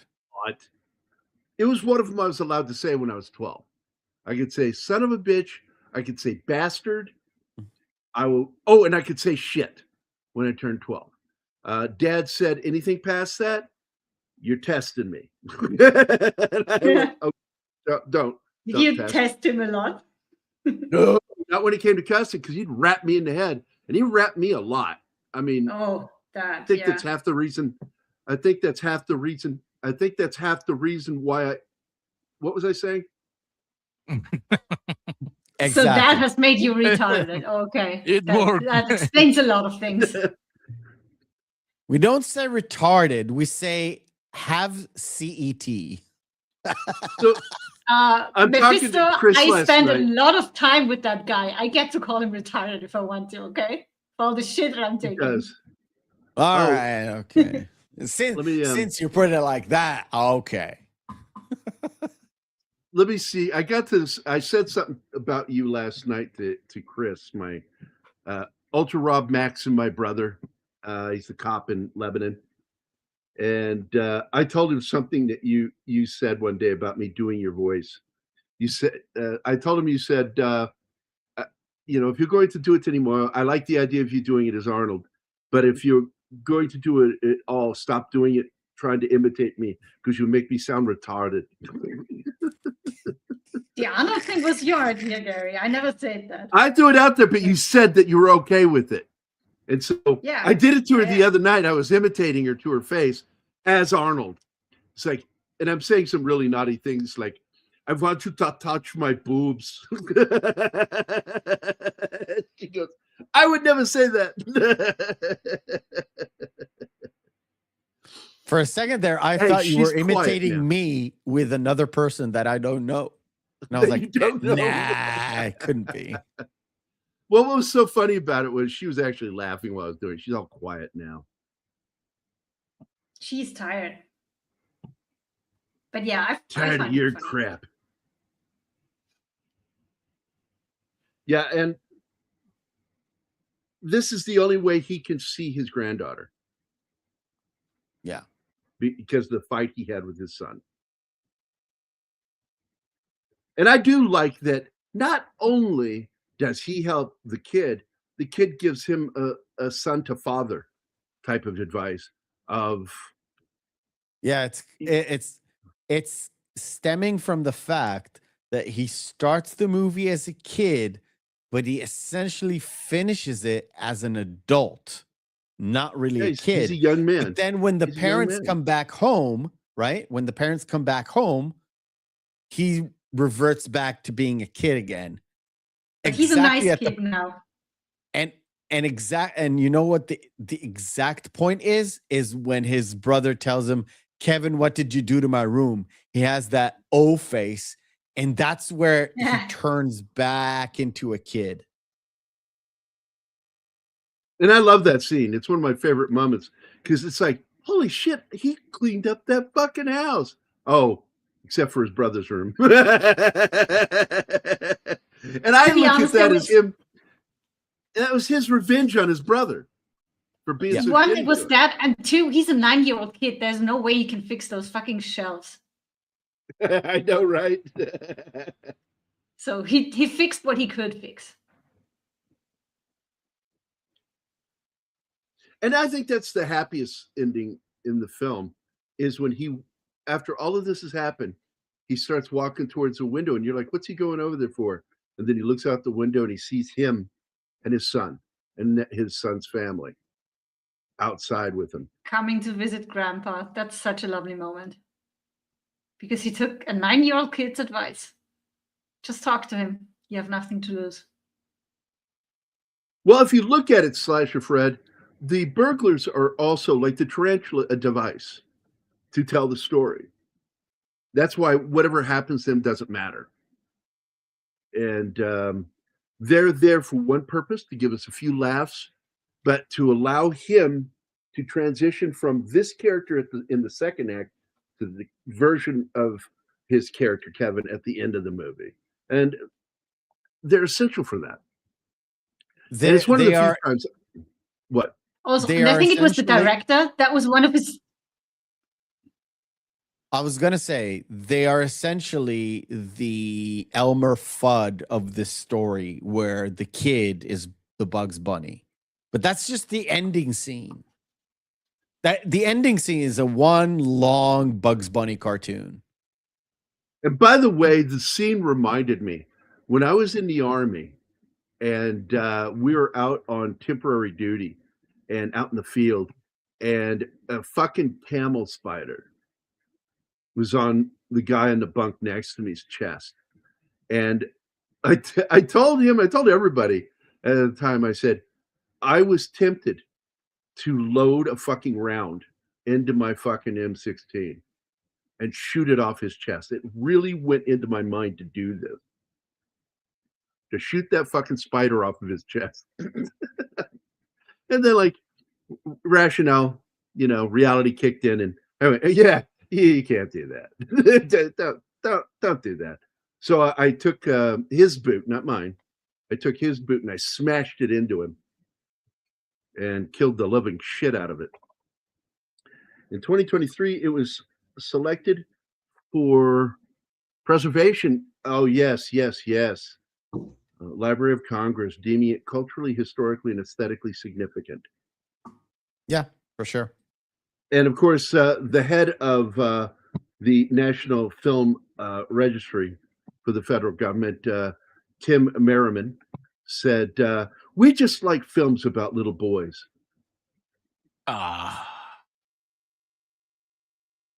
Dude. You didn't see where I was going at all, did you? Well, it was I the did. Biden administration. I know, right? There he is. Look at him. And by the way, I have arachnophobia, pretty bad. But tarantulas and wolf spiders never bothered me because they don't look like spiders. They look like little animals that want to hunt and kill things. And whereas like black widows and garden spiders, they're all spindly. Spindly spiders are the ones that trigger my arachnophobia. According to William Goldman, this movie's success from the creation of Hollywood phrase "to be home alone," meaning to have competing movies' box office revenue reduced by the impact of the movie. Gotcha. Oh yeah, that's good. My dad came up with his own, by the way. My dad was a die-hard fan of The Night Stalker TV series, Kolchak the Night Stalker. But he was also a huge fan of The X-Files, which was inspired by Kolchak the Night Stalker. And Dad said that from that point forward, after falling in love with that show, anytime a writer outwitted the audience to where the audience had to go, oh, is that what's going on? He referred to that as being Chris Cartered. And I like it. I keep it going. When you get clever writing, like the stuff you're seeing right now in Pluribus, man, I would refer to that writing as Chris Carter writing. So if Gilligan, what's his name? Vince Gilligan, the creator of the show, when he gets you, you can actually call it he Chris Cartered us. I'm on a watch list. I probably have been for a long time, dude. An artist buddy of mine here in town, a really good artist, like just as good as me, and he and I were hanging out and all the time, and we would call each other at work because he worked at another branch where we had stuff done, so we got to talk to each other every day. And one day, not long after 9/11, we were talking on the phone, and we kept saying words like jihad.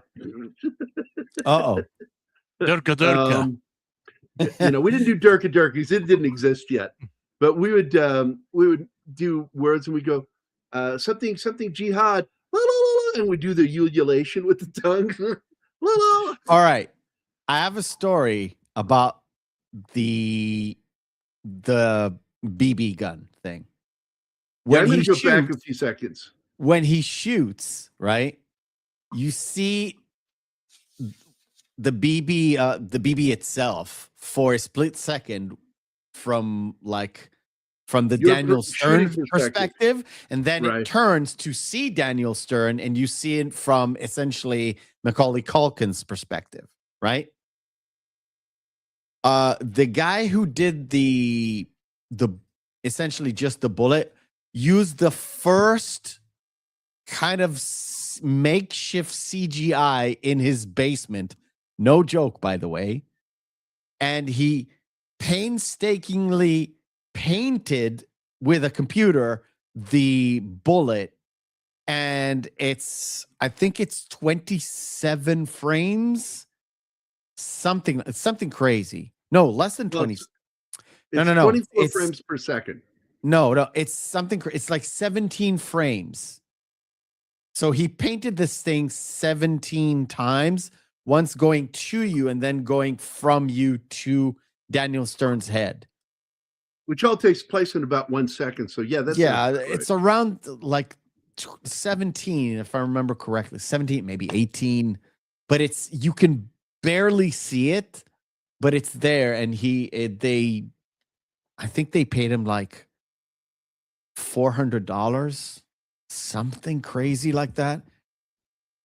And that's cheap. It's one of the first uses of CGI. We'll call it modern CGI in a movie that has no CGI in it. It is whatsoever. Because it's computer generated, the BB. Yes. So, but hold on a second. Shinatsky, cigarette smoking man being Scully's baby data is too much for me. Okay. All right, so I paused here because I love this scene. When that fucking barrel comes out of the dog door and goes right up to his crotch, I heard a bunch of guys just like me go, oh! Yeah. Oh! Because one, if you've ever been shot by a BB, you know how that fucking hurts. Now imagine that hitting your sack. Like, no. So he nails... I think a BB from that up close and personal would have actually perforated a sack. The only thing that might have saved him is the thickness of the zipper. And that's about it. Yeah. And then he's like, what happened? Where, get that little. And so he goes over there and opens the fucking dog door right into getting shot for that animation you were talking about of the BB. Yeah.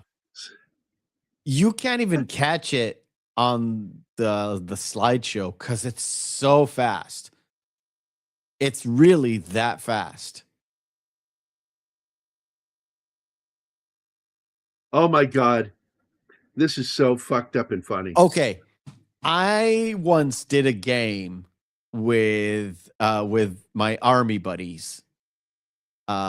Which bandit do you prefer being before? So they split and then they come back together.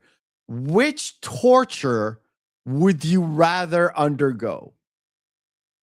Marv or the other guy? Which one? You have to pick one. No. thank you. No, No. I can't. You I would can't, not want right? to have my head burned. I would not want to have my head burned. I would not want to step on a nail. Also, one of the running gags in the film is everybody keeps hitting the little lawn jockey Yes. Yeah. and having to pick it back up. I think that's funny. Well, it's the same guy who does it. The pizza delivery kid. No, the pizza delivery guy does it once, and then True. No, the, twice. Twice. Both times he Then- delivers pizza, he does it, Gary. Oh, he does it second time too. I don't remember that, but I do remember Yeah. that the people that are there to pick them up Yeah, in their they van also hit it. Yeah. also hit it. You don't see them hit it. What you do No, he's see is picking it when the up. kids He's go simply- out and they start to count them, the guy, the driver, picks it up. And it's clear when you see the position of the van, he hit it. Yes.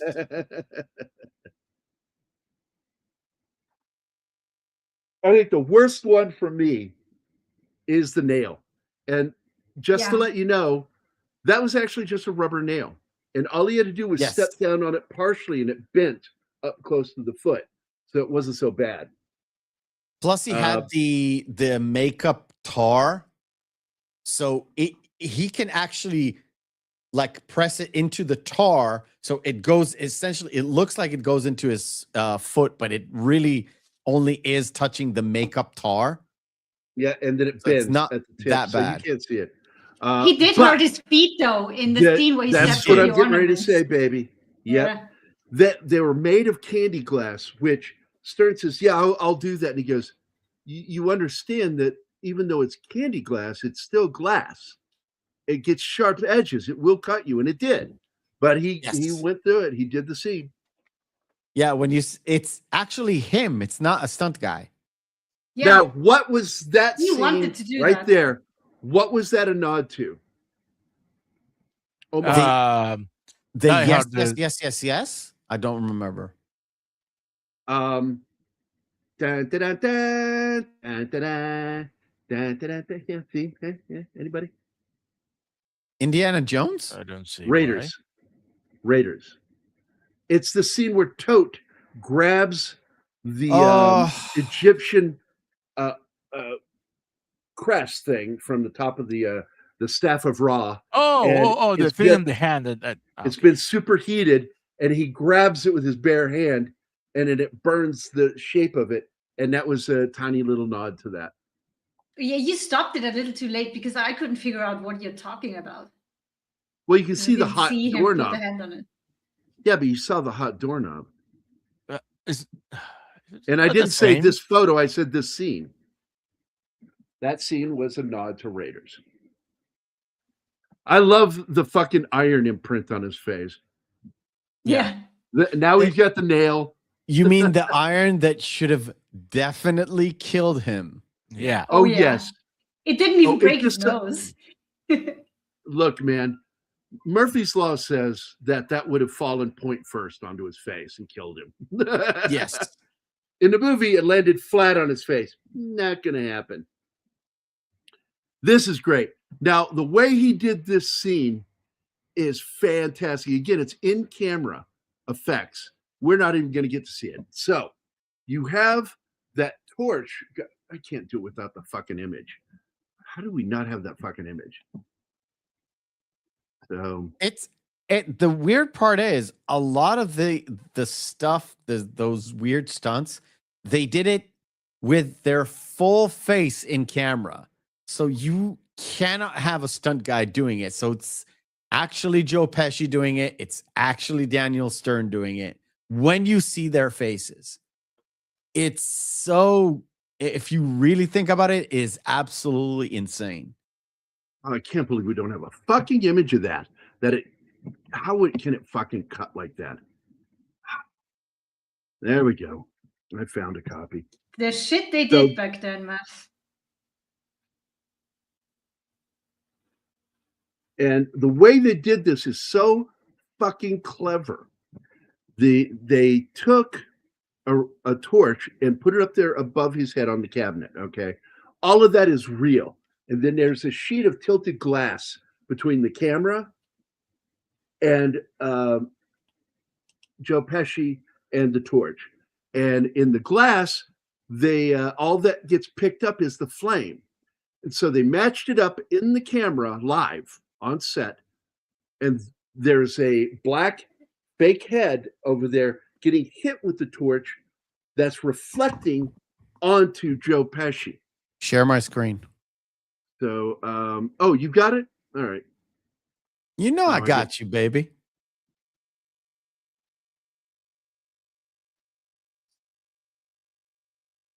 Fuck. Okay, I'm touching buttons. I'm not doing it. There you go. Now you can explain. So the curve that you see right there where his head is, and there's lights off camera lighting him in that door up to make it look like that flame is there. But the flame is actually on a sheet of glass reflected behind the camera onto a black matted out head. So all you see is the shape of the flame, and it looks like it's coming out of that torch when it's not. If you'll notice, and you look at the torch, there's no reflection of the flame on the torch. Yeah.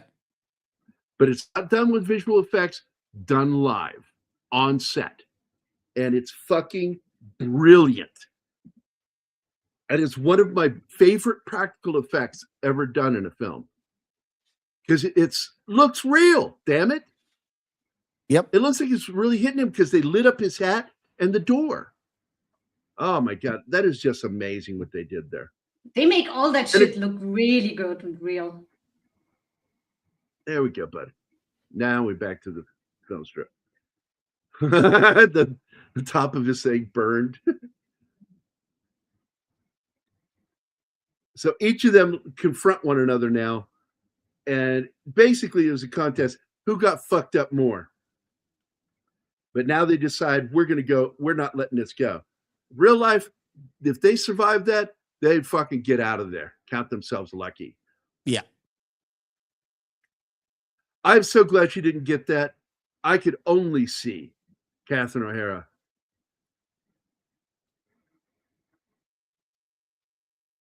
Allie turned it down. God, yeah, to do Luke Who's Talking.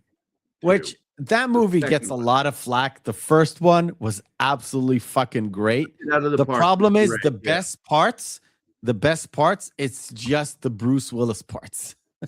Yep. Now, what threw me here is he has no tar on him. So what was the plan with those feathers? Because they're not going to stick to him. Oh, he has glue. He has I think it's a silicone tube, but essentially uses the silicone as a glue, as an adhesive. So he puts it on that sticks to his face. The problem is it sticks to his face, and the feathers stick to his coat. Yep. Well, he pulls the nylon off downwards, so he's going to get some glue on his coat that way.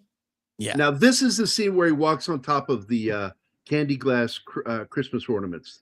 That some of them did cut his feet because he thought candy glass ain't gonna hurt me. Yeah, it will. Still has sharp edges, dumbass. The freaking feather scene, I love that because his partner looks at him and goes, "Why are you a chicken? Why are you dressed like a chicken? What happened to your face? Why are you dressed like a chicken? Why'd you take your shoes off?" The dialogue is so funny in this. Yeah, it was. He doesn't know what happened to him. That his shoes got stuck to the fucking tar on the steps. I'm by like, the how way, did you get the tar off those steps? By the way, later. No, wait. Have you ever watched this entire scene with Kevin McAllister's face replaced with Stallone? No. After the show, I will send you a link to it. Send a link to the audience too, because that'd be funny. They maybe took it off YouTube, but I'll find it. Go ahead. So this shit's funny, man. I'll snap off your cojones and boil them in oil. This is why he says the wrong address, because he's sending them to the neighbor's house because his plan is to lure them there. Yep. And this is the third time he gives the wrong address in the film. Very clever kid.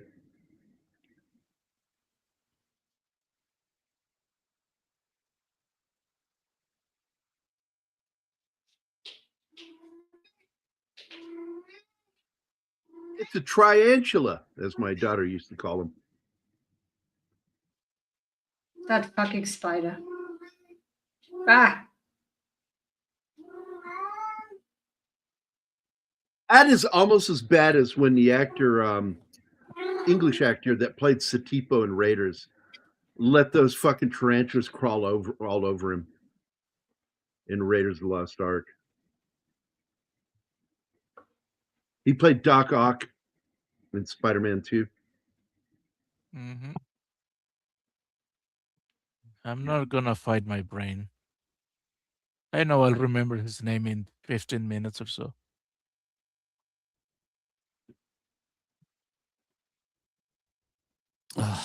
I've found two. Alfred Molina. I found two links, but they're not what I meant. Never mind. So That it's sucks. annoying. So, all the good parts are fucking buried, man. There's Now, one. there he is. I found a link where Sylvester, like they did a face replacement. Kevin McAllister is Sylvester Stallone, and the two wet bandits, one of them is Arnold, and the other one is Bruce Willis. Hilarious. Yeah, that sounds funny. This is the 35-year-old stuntman. Oh, yeah. That did all of Kevin's stunts. 30 at the time. Yeah, I love that movie, dude. Prick up your ears. Alfred Molina, Gary Oldman. Good film. Fucking Molina takes a fucking hammer to his head at the end. It's a true story.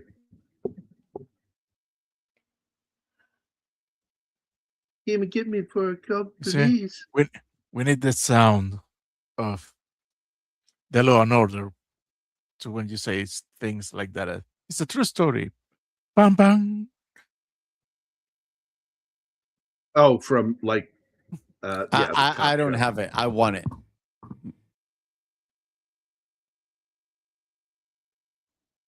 The story you're about to see is true. The names have been changed to protect the assholes.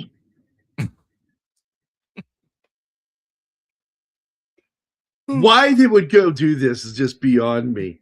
Because the one who is less stupid is picking up that he wants us to do that, and we have been falling for it the whole fucking time.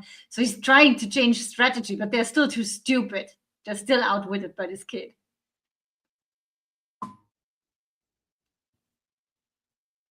Yeah, and by the way, the reason why he threatened to cut off his cojones was because he lost his gold crown. That's why he got super angry.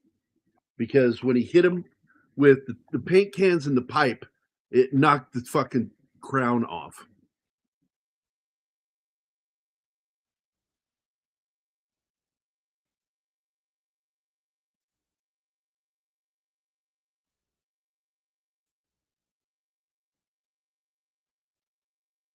Yeah, he did. He absolutely snuffed himself.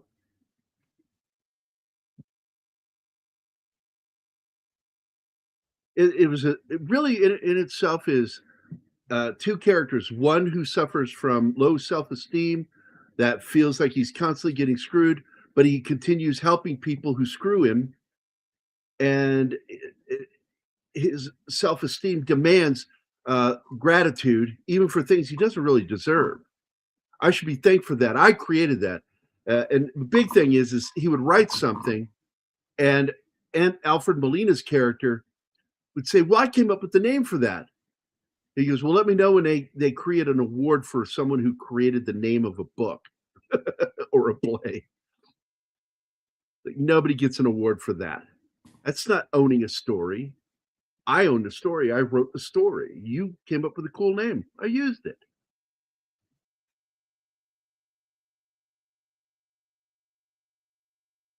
In the sequel, Marv says he didn't lose any teeth. Well, technically, he lost a crown.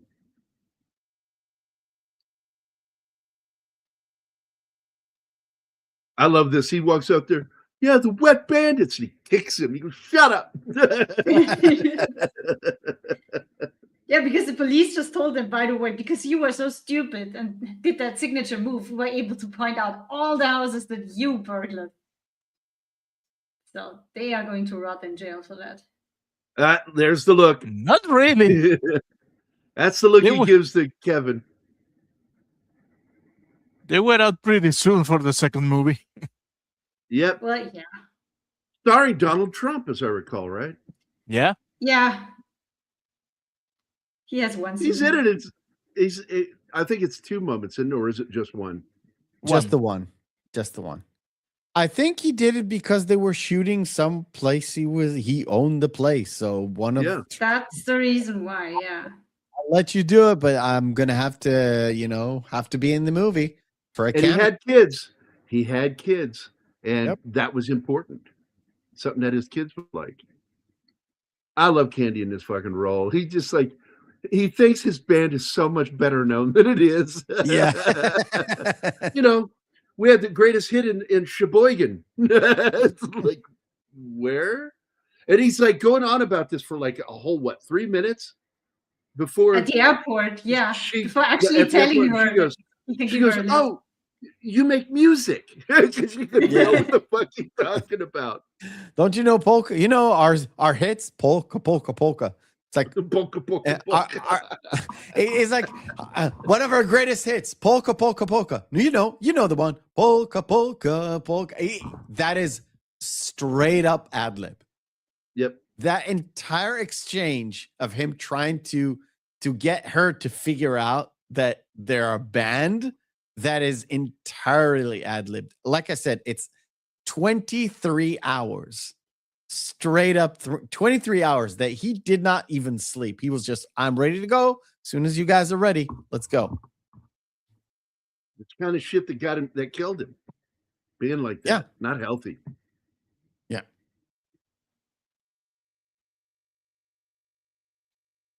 I'm going to tell you though, Gambit, the oddest casting in this movie is absolutely John Hurd. He is not that kind of actor. John Hurd was fit in all of the movies that he made in TV shows, all the way even up to The Sopranos. I'm just telling you, it's that is the weirdest casting in this movie is John Hurd as the dad. And Peter the weird McCallum. part is he was also in Big, which is another tale. He was the asshole. Right. He was the asshole at the kid company. Being an adult. That's this funny, dude. But he's the antagonist in Big, because Big doesn't really have a villain. He's more of an antagonist kind of character. Right. In this one, he's just the dad. He's not bad. He's not good. He's just the dad. His only crime. He's what you would call moral neutral. Yeah. His only crime is him forgetting his son, but he was counting on other kids to their job. Yeah. I had a critique with the father. It bothers me every time I see the movie. Well, his brother yells to his son, "Look what you did, you little jerk." I would have said to my own brother, "You don't talk to my son like that." Oh, absolutely. I've run into that situation with my siblings. I went, hey, I've got this. It's my place. And I put my hand up to him. It's I will correct my kid. I don't need anybody else doing it for me. And of course, I think one time I did that with Luann and Zoe. And when I got it, Luann, and I looked at Zoe and I said, "Good job, baby." And I walked away. And it pissed my sister off. Oh, man.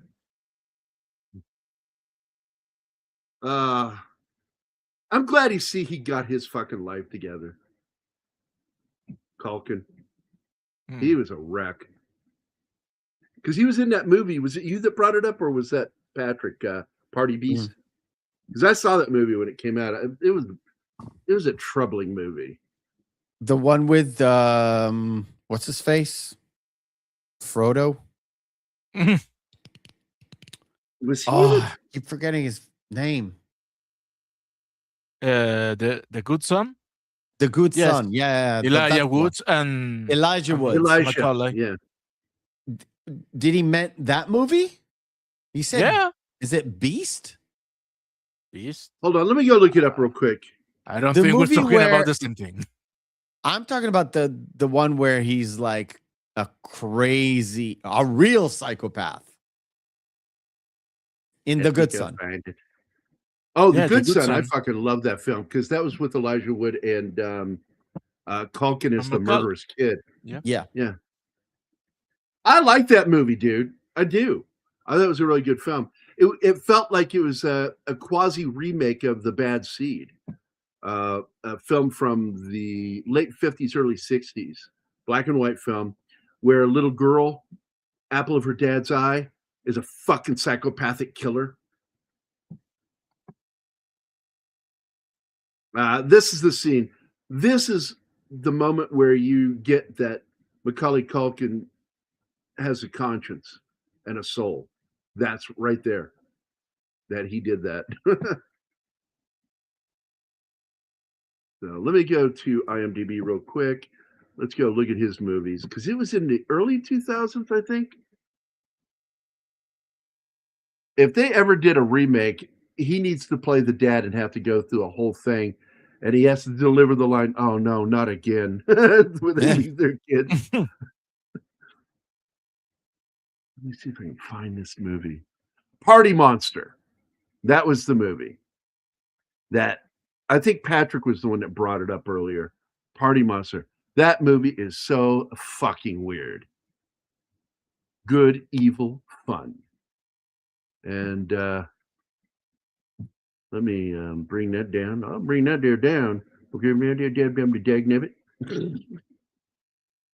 that's a pretty good impression of Boomhauer. You should buy a banjo. Boomhauer didn't play banjo. Here we go. This is the movie right here. Came out in 2003. I remember this freaking movie. And it was the characters, and Seth Green's in it too. That's Seth right there. That little picture right down here at the bottom. And Seth Green is the other character. Dylan McDermott's in this. Marilyn Manson is in it. What a bizarre fucking movie. I was so bothered by this movie when I saw it. Like, what is wrong with these people? And this is right about the time he started getting help. Is that a Because he John was a Waters director. movie? It looks like one, doesn't it? But no, who directed this? Finton Bailey and Rando Barbato. What a fucking name. That's Randy Barbato. And we've been talking about Spider-Man characters, and there's Andrew Garfield. And who's Finton Bailey? I don't know who the fuck that is. I guess he and Barbato work together all the time because that's the same fucking movie. Yeah. They worked on RuPaul's Drag Race. Right.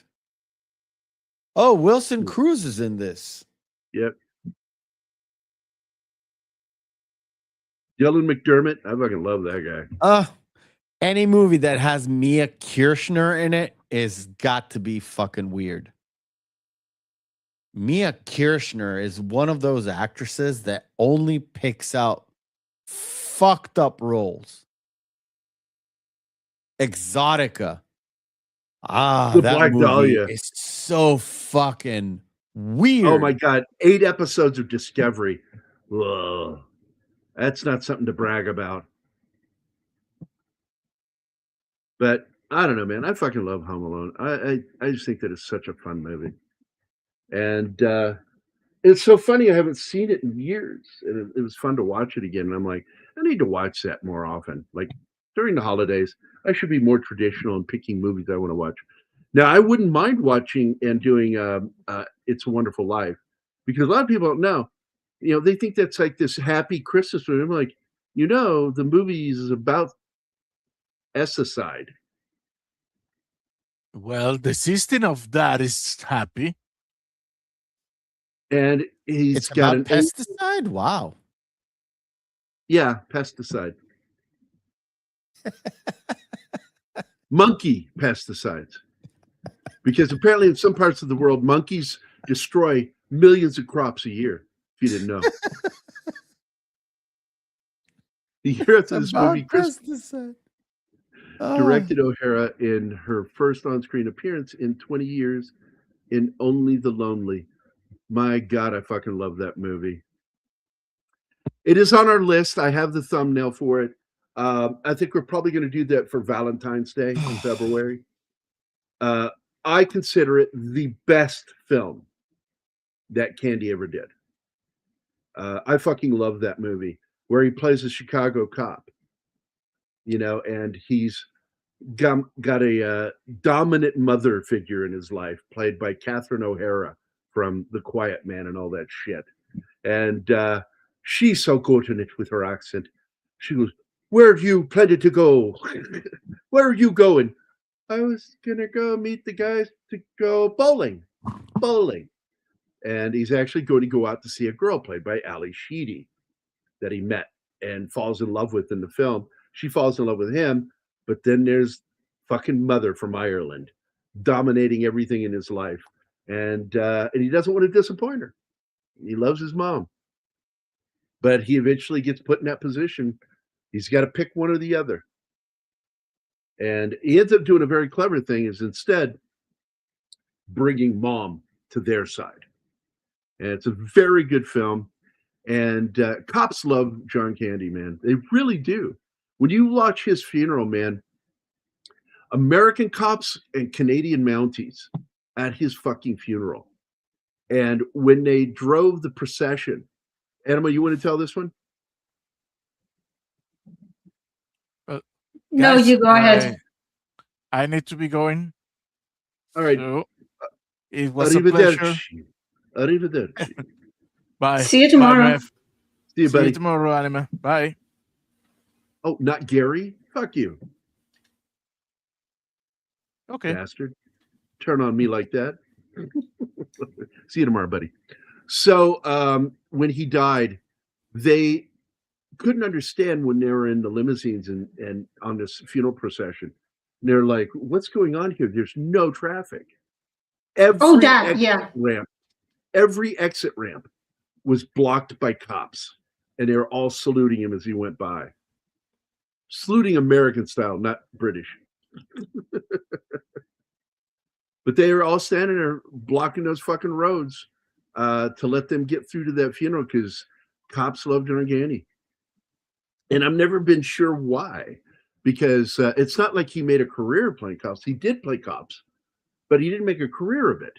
He was a great guy. What's not to love about him? He was just very well loved because of his humanitarian ways and his kindness to people in real life. I just assume he had enough fans working for the police for them to agree, let's do this for him, because we all love him. I don't think it had anything to do with him playing cops or anything. They just loved the guy. If he was able to watch his own funeral, that would have blew his mind. Yep, because it never went to his head. He was so down to earth. Now, another film with Catherine O'Hara that I really love is Beetlejuice. I don't want to be killed by my art. Yeah, my God, that scene was so funny. Let's see. By the way, one of my favorite films with John Hurt is a horror film called Cat People with Nastasia Kinski and Malcolm McDowell. And it has a great fucking rock song by David Bowie in it, Putting Out Fire with Gasoline. Great fucking song. It was one of the best depictions. Ed Begley Jr. plays one of the caretakers at the zoo, and a jaguar gets a hold of him. It's Malcolm McDowell in cat form. Gets a hold of the what do they call it? The collar that they have on the end of a stick to get it around the neck, and he has this thing attached to his arm. Beagley does, and this jaguar goes ape shit. It starts twisting and shit, and it rips his arm off, twists it off, and it was one of the best traumatic amputation effects I'd seen ever. Really, to be honest with you. That's crazy, that amputation of his arm. And sadly, at the time when they made that movie, it was pretty much only a 20 to 25% chance of surviving traumatic amputation. It's much better now. It's like 80% chance of surviving. It flipped completely the opposite way because we have better ways of treating those kinds of injuries on scene. So, my favorite line is, "I will go mad and take you with me." Yeah, and Beetlejuice. Yeah, that's a good one. Cat People, 1982. Year you were born, baby. Mm-hmm. I love that movie too. Outstanding, Gambit. Assalamu alaikum, my friends. Happy holidays to you, my brother. It's good to see you. Thanks for showing up, man. I don't know what your schedule is, man, but I know we've talked about it, that we would love to see you on the show more. And it has the song put out. Yeah, it's. Were you not here 5 minutes ago when I said that, Gambit? He has been doing that the whole show. Are Didn't you realize that? Are you huffing gas again? Stop that shit, dude. Stop sniffing glue, because we're saying stuff and you're putting it in the chat 5 minutes later. Like, what's going on? I love You giving have a Gambit shit. delay. I love giving you shit, Gambit. It's so much fun. He's just I don't know a what. friend who lives on Wikipedia, and his holiday home is IMDb trivia. Oh yeah, because I was talking about this the other day. Our Muslim uncle is that it's almost like the Vulcan greeting. You say, you first say "Assalamu alaikum," and like in Vulcan, it would be "live long and prosper," and then the response is "peace and long life." And just like that with Assalamu alaikum, the response is As-alaikum salam, which I learned when I was in the military because we had a lot of interpreters around us. And for some reason, now that movie pops in my head, honey. Which one? Not The Promise. Jake Gyllenhaal returns to the Middle East to rescue his interpreter. Oh, that one, yeah. That military movie. I love that movie, man. I love that fucking movie. I love the scene where he tells him, "I'm not just translating, I'm interpreting. I read There you body go. language That's too." the line I'm talking about. That's Yeah. the line I'm talking about because he's not translating, he's interpreting. And he makes it clear that's what I'm doing, and that is my job. And I'm not just telling you word for word what they're saying. I'm telling you what they mean when they speak. Yeah, he's reading the room all the time. Great movie. Wait a minute, what? All right, I'll stop paraphrasing it.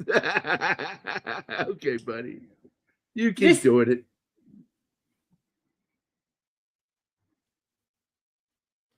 I was pulling up something else. Well, Dudley was just getting sick, as I recall, around that time. Phil Collins, I think he would have been good in that, but I don't think he'd been anywhere near as good as him. Bob Hoskins would be the only other actor after Pesci I would consider for that role. Fucking love Bob Hoskins, man. This is Nerdiness version, Gary. Yeah, love long and perspire. Bad Bear, we love you. Absolutely.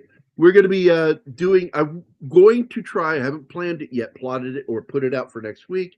But if we do it, we will do it Tuesday evening or afternoon. We will do a watch along with, what movie was it? Fat Man. Fat Man with Mel Gibson. No, Mel Brooks, Batman. Mel Brooks is a former assassin who becomes Santa Claus. It's really fucking good. No, I want to watch that movie again. So that'll be one way to do it. So if we do a watch along on Tuesday afternoon, that'll be fun. We can all hang out and watch that movie. And we can have it be my first watch while we're doing the show. Yeah, Fat Man, great movie, dude. Great movie. And I'm pretty sure I haven't seen it. Yeah, you have Mel Gibson. And the kid is angry at him because he didn't get what he wanted. And so he decides to take over the North Pole and take Santa Claus hostage. I don't remember that. Because the kid grows up. Oh my God. Mel fucking Gibson. I get it if you forget some movies, but Mel Gibson, come on, baby. You're better than that. Dude, if we watch stuff for fun, my brain works differently than if we watch stuff for the shows. I'm paying way more attention and I'm trying to keep it in my brain. But you show me so much stuff. It's ridiculous. I'm sorry, what was that middle thing? Fuck you.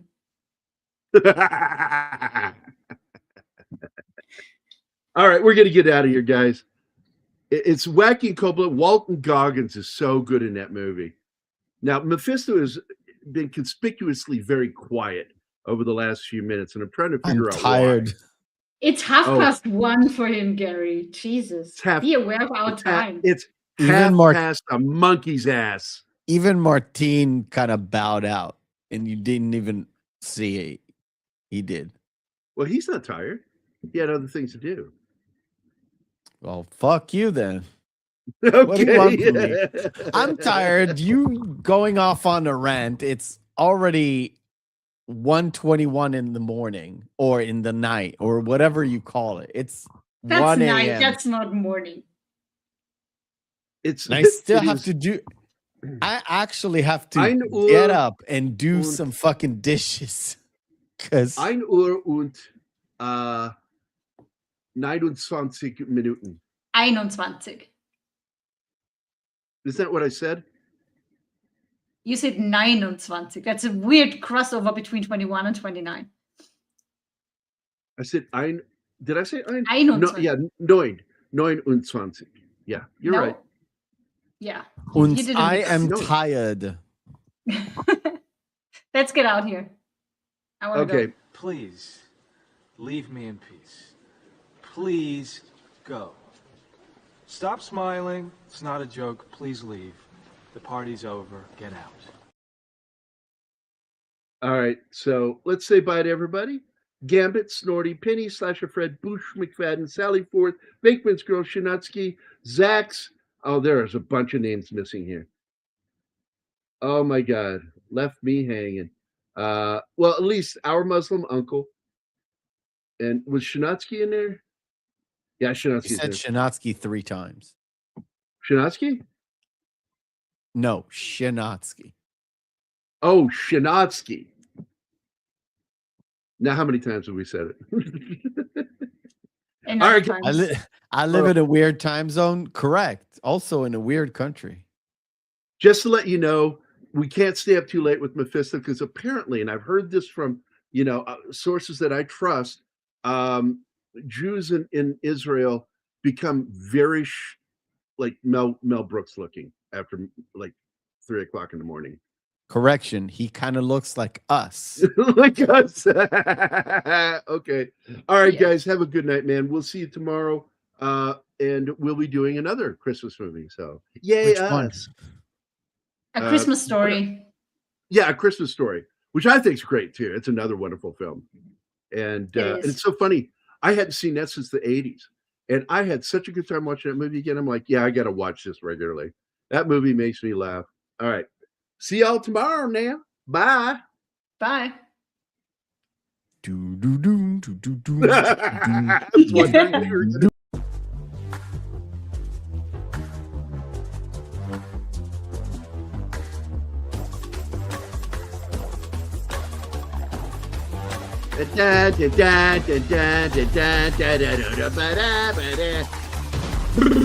Wipeout. Listen, everybody's heard about the bird. The bird, bird, bird. The bird is the word. Ooh, meow, meow, meow, meow, meow, meow.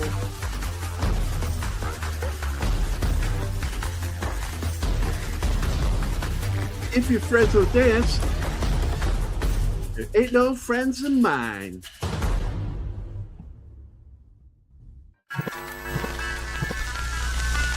Y'all come back now, you hear?